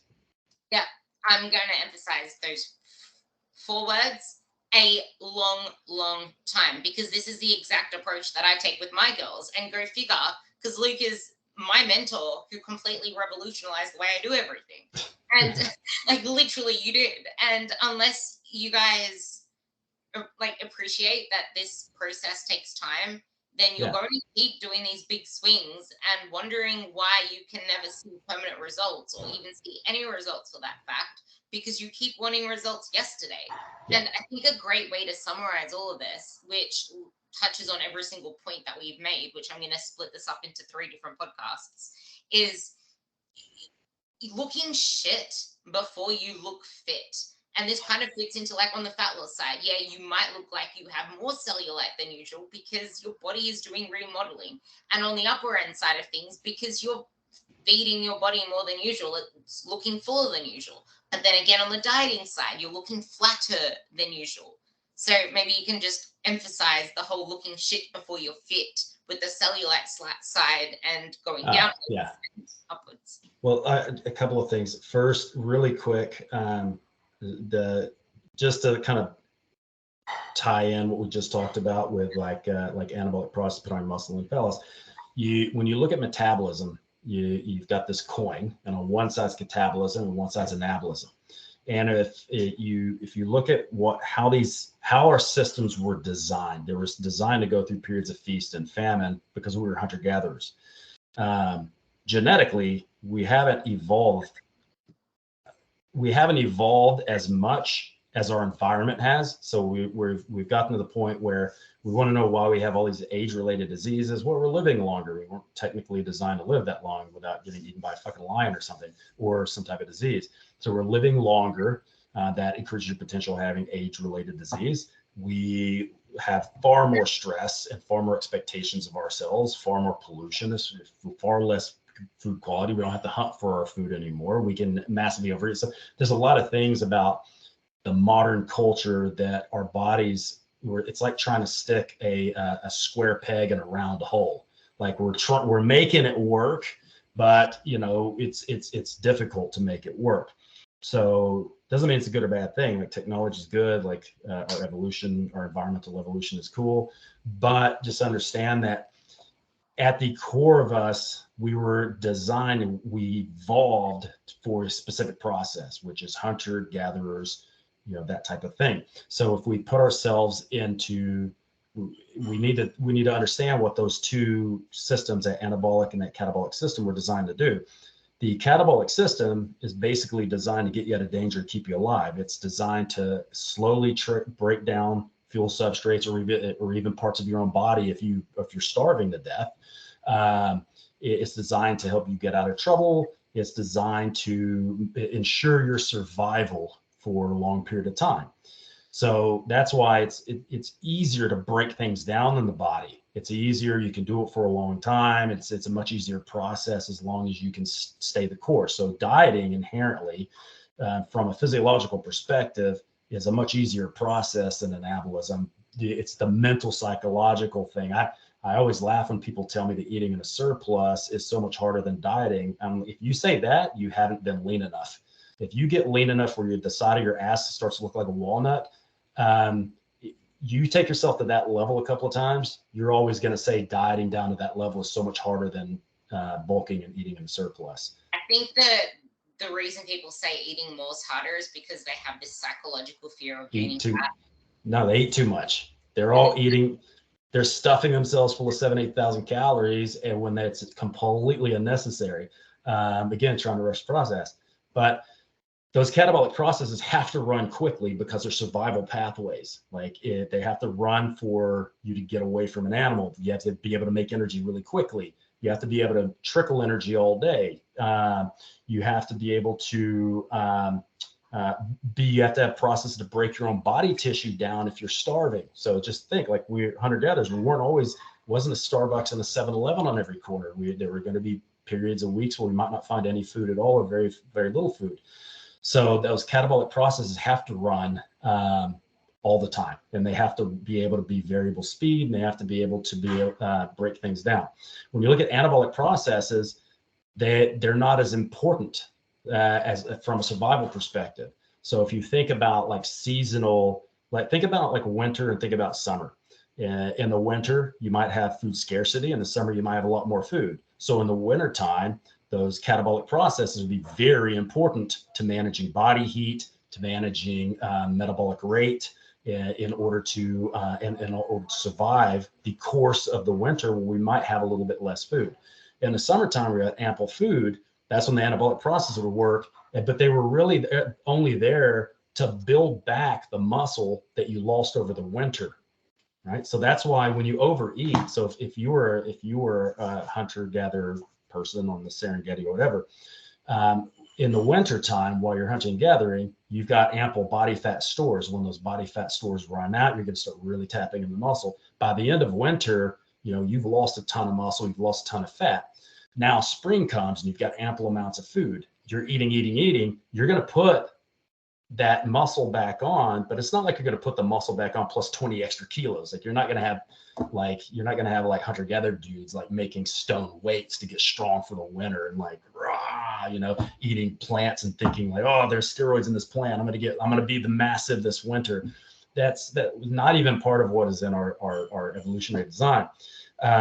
So the catabolic process has to be able to break energy down, or fuel substrates and energy, or our own body, if that's what's going to keep us alive. The anabolic process are there realistically to just replace the muscle we've lost. So over the course of, say, a winter season, maybe you lost 10 kilos of muscle mass. You only need to put that back on over the summertime to get ample food, because you're going to put on a lot of body fat too. So if you're eating like it's summertime for a hunter-gatherer in that situation, of course you're going to gain a lot of fat. That's a good thing for your survival. That's why it's easy to put on fat, because that's going to carry you through a winter time where you have food scarcity. So what we have to do is we have to understand that we don't go through that seasonal pattern. We don't go through feast and famine anymore. We just go through feasting all the fucking time. And that's the problem, is that people are constantly acting like they constantly eat like they're going to go into a famine, but we don't go on a famine anymore.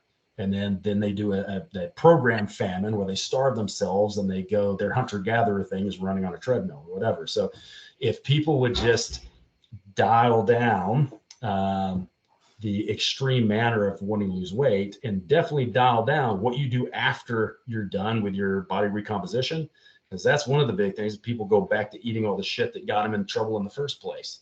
So just think, so it's a weird concept. I think like we all have cavemen and cave women type of genetic things, but we're living in like an alien environment with a level of food abundance and a level of abundance of inactivity that we weren't actually designed to do. And it's probably going to be a long time until our genetic code catches up. And that's exactly why everything we spoke about in this podcast today is your blueprint for an optimal physique. The food we eat is a lot more complex than we believe it to be, but it is actually simple in just following it. It's just that we aren't simple creatures. And the digestion process of humans isn't the same as what's extracted in a calorie bomb. And then there's the supplements, and then there's the micronutrients. And then there's how is your body in a space and time with its level of stress and sleep, and yes, stress of all inputs, and then your training status, your dieting status, it all impacts each other. So I guess this is where a coach really does come into play, but also just not doing dumb shit and jumping to extremes and taking a long road. Yeah. And just like, and if you go to a coach, you're new to a coach, this is why we changed our policy. It's like you have to sign on for at least 6 months, especially if you're a new coach. If someone like you, who you're now training with us again, it's like, yeah, we don't put those type of contracts on. But if you're a new person we don't know anything about, we make people sign up for 6 months minimum. And the reason is it's going to take the first 2 or 3 months just to get you upskilled to the point where you can do what we need you to do, right? So, and we've got to find out what makes this person tick, and there's a lot of work. So we tell people, don't expect like us to do miracles in the first 3 months. Your results is going to come in the last 3 months. And if you're asking for really big, crazy, extreme results, this is a long-term thing. But those first couple of months is you getting used to reading your workouts, what we expect, coaching, your diet, all that stuff. And so people need to understand that when they go to a coach, try to keep things in perspective, that coach knows nothing about you. They've collected a lot of data they need to go over. They need to talk with you about stuff. They don't know how hard you train. They don't know if you know how to lift correctly. They don't know if you have good nutritional literacy. They don't know anything about your lifestyle. So please expect a good 4, 6, maybe even 8 weeks to iron all that stuff out before you expect to be seeing rapid results. Because again, this inherently is a lot of complex stuff that we will do behind the scenes that our clients don't even know we're doing. Like if my clients understood how much work we do with calculators and abacuses and spreadsheets and all this other shit, like that, me checking in on their workout every day is like, that's like such a tiny, minuscule thing that we're doing, because everything else we're doing is based on a lot of technology, our computers, our knowledge, research. We have to research stuff. You know, there's a lot of shit that goes on. So you're not just paying for a program and a diet plan when you actually hire a coach, especially a muscle nerds coach, because the shit that we learn under Luke is astronomical, and you've heard a lot of it here in this podcast. It's like, if you're just hoping to get a coach for a 12-week plan, or you're wanting to know if you can quit or exit out or cancel coaching after 4 months, then you're not in it for real results, because real results don't happen in 4 months. Yeah, 100%. And a new client onboarding should always be at least 6 months. Old client onboarding, don't have to worry about that because you've already done that work. But new client onboarded with a new coach, I would always tell them, don't look at this as like a 3-4 month transformation. It needs to be a 6 month minimum, because there's going to be a couple of months where we at some point have to be able to connect. Like, how are we communicating? How are you picking up what I'm putting down? How are you applying it? And so that takes a good amount of work in weeks to get everything, all the wrinkles smoothed out, you know? Yeah. So I guess the last summary is pretty much why there's the shit before the fit. And I guess that ties it up with a nice bow. I like that. The shit before the fit. You need to trademark that. The shit before the fit. Yeah. But that's like the one that I came up with was the prepping to prep. Like, the prepping to prep, my prepping to prep is your shit before the fit. Like, you have to understand that, like, we've got this, here's the big bulk of the time of the fitness and training and all that, but then we got this little shitty period where you and I have to get on the same level with everything. So I like that shit for the fit. I like that. I wish I thought of that. It's so true though. Like, you're always going to feel like things are worse before they get better, and there's a learning process which makes you feel worse before you feel better, especially as you become more aware of all these things that you were never aware of before. You feel like you're going backwards, but you're actually not. And I can tell you, for a lot of especially the women listening to this, it's like, whether you've been chronically dieting or not, even though it's scary, I would say that almost 100% of the time, the first thing you should do is start increasing your calories. I don't always do this. Sometimes I'll work out people's TDEE with all my calculations and stuff, and then I'll put them on a nutritional protocol, and then I'll see what happens after a couple of weeks. And then I've got it down to a system now where I pretty much nail it so good every time that they can stay on the same calories and barely have to tweak anything. But if you're already under eating, you may consider, or if you aren't sure if you're overeating or not, you may consider just saying, hey, maybe we pump the calories up and see where we're truly overfeeding. When you see your weights consistently every 3 or 4 days, it consistently jumps up. Now you actually know that you have exceeded the amount of calories you need. That gives you a really good position of leverage. Now you know you're overeating. Before, you thought you were dieting.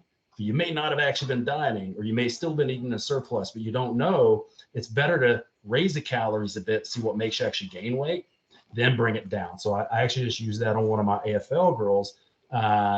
She wanted to go into a recomp, and I'm like, okay, let me look at your calories. I go, and I didn't realize she's training. She's doing crazy. I've got her doing crazy contrast training, Olympic training, jumps and sprints, runs, and all this shit. Really high up stuff. She's eating like 1,200 calories, and I'm going, holy, are you really just eating 1,200? And yeah, okay. First thing we're gonna do is pump you up to 17. Pumped her up to 17. She barely, after 8 weeks, barely gained a kilo. Then I pumped her up to like 21, 2,200. Same thing. She gained like 500 grams. So we now know where that level needs to be. Now I can actually bring her calories down, and she should just start shedding off the fat. But she's going to start AFL season soon, so I probably won't have to. I'll just let the AFL training become the deficit. And this highlights the importance of taking the long road, because the faster you want your results, the longer they're going to take to come to you. And if you're not willing to deal with the shit, you'll never get the fit. And if you're not willing to do the prep, you're never going to actually be able to experience the prep for Luke's saying, for a better 100%. word. So Look, and once you've removed, like I told you the other day on one of our calls, it's like there is no minimum food to give somebody. There's a minimum of nutrition. So, like you've heard me say in the foundations class, you want a caloric deficit, not a nutrient deficit. So you can take that caloric deficit as low as it needs to be, but why take it lower than it needs to be? And the only way you're going to understand how what's the minimal amount do I need to pull off? The only way you're going to know that is by knowing what actually makes you gain weight. So pumping the calories up, and then you can pull it down. And you can do the same thing. Like once you see your body weight stabilize, and then you start seeing yourself chipping off 100 grams, 200 grams a week. Now you actually know, okay, I'm about halfway there. If I pull off another, let's say I pull off another 200 and I do like a 400 calorie diet and I stay consistent on this, I know I'm going to lose at least like 3, 4, maybe even 500 grams a week. You do that over the course of 1 year, that's 26 kilos. So people need to put they need to put the perspective in long term and stop thinking so short term. That's the perfect ending for all of this. So with all of that, I'm going to leave everything in the bottom of this podcast, as well as all 3 segments you'll be listening to with Luke, which I might actually split into 4 so that it's kind of in chapters to be your ultimate guide to everything that you need. And I highly recommend not only just following Muscle Nerds on everything and checking everything they have, but go into Google and type in Luke's name and type in podcasts after that. So you listen to all the podcasts that Luke's been on. Because honestly, all the one, I make sure that I hear every single one that you put out as soon as it's released. Because whenever Luke speaks, there's a wealth of knowledge that comes out of his mouth. And every single part of it is something that can help you in some way or form, especially if you have blood pressure issues. There's one that he's put out on that. So honestly, do it. Go into Google, type it in, and you realize that this isn't just about a body you're trying to achieve, but an ultimate status of health and physique. So with that, do you have any other lasting words? That's it. And yeah, I got a call starting, so I got to go. But this has been fun. This has been great. I like this. This is really good. Bye. See you guys.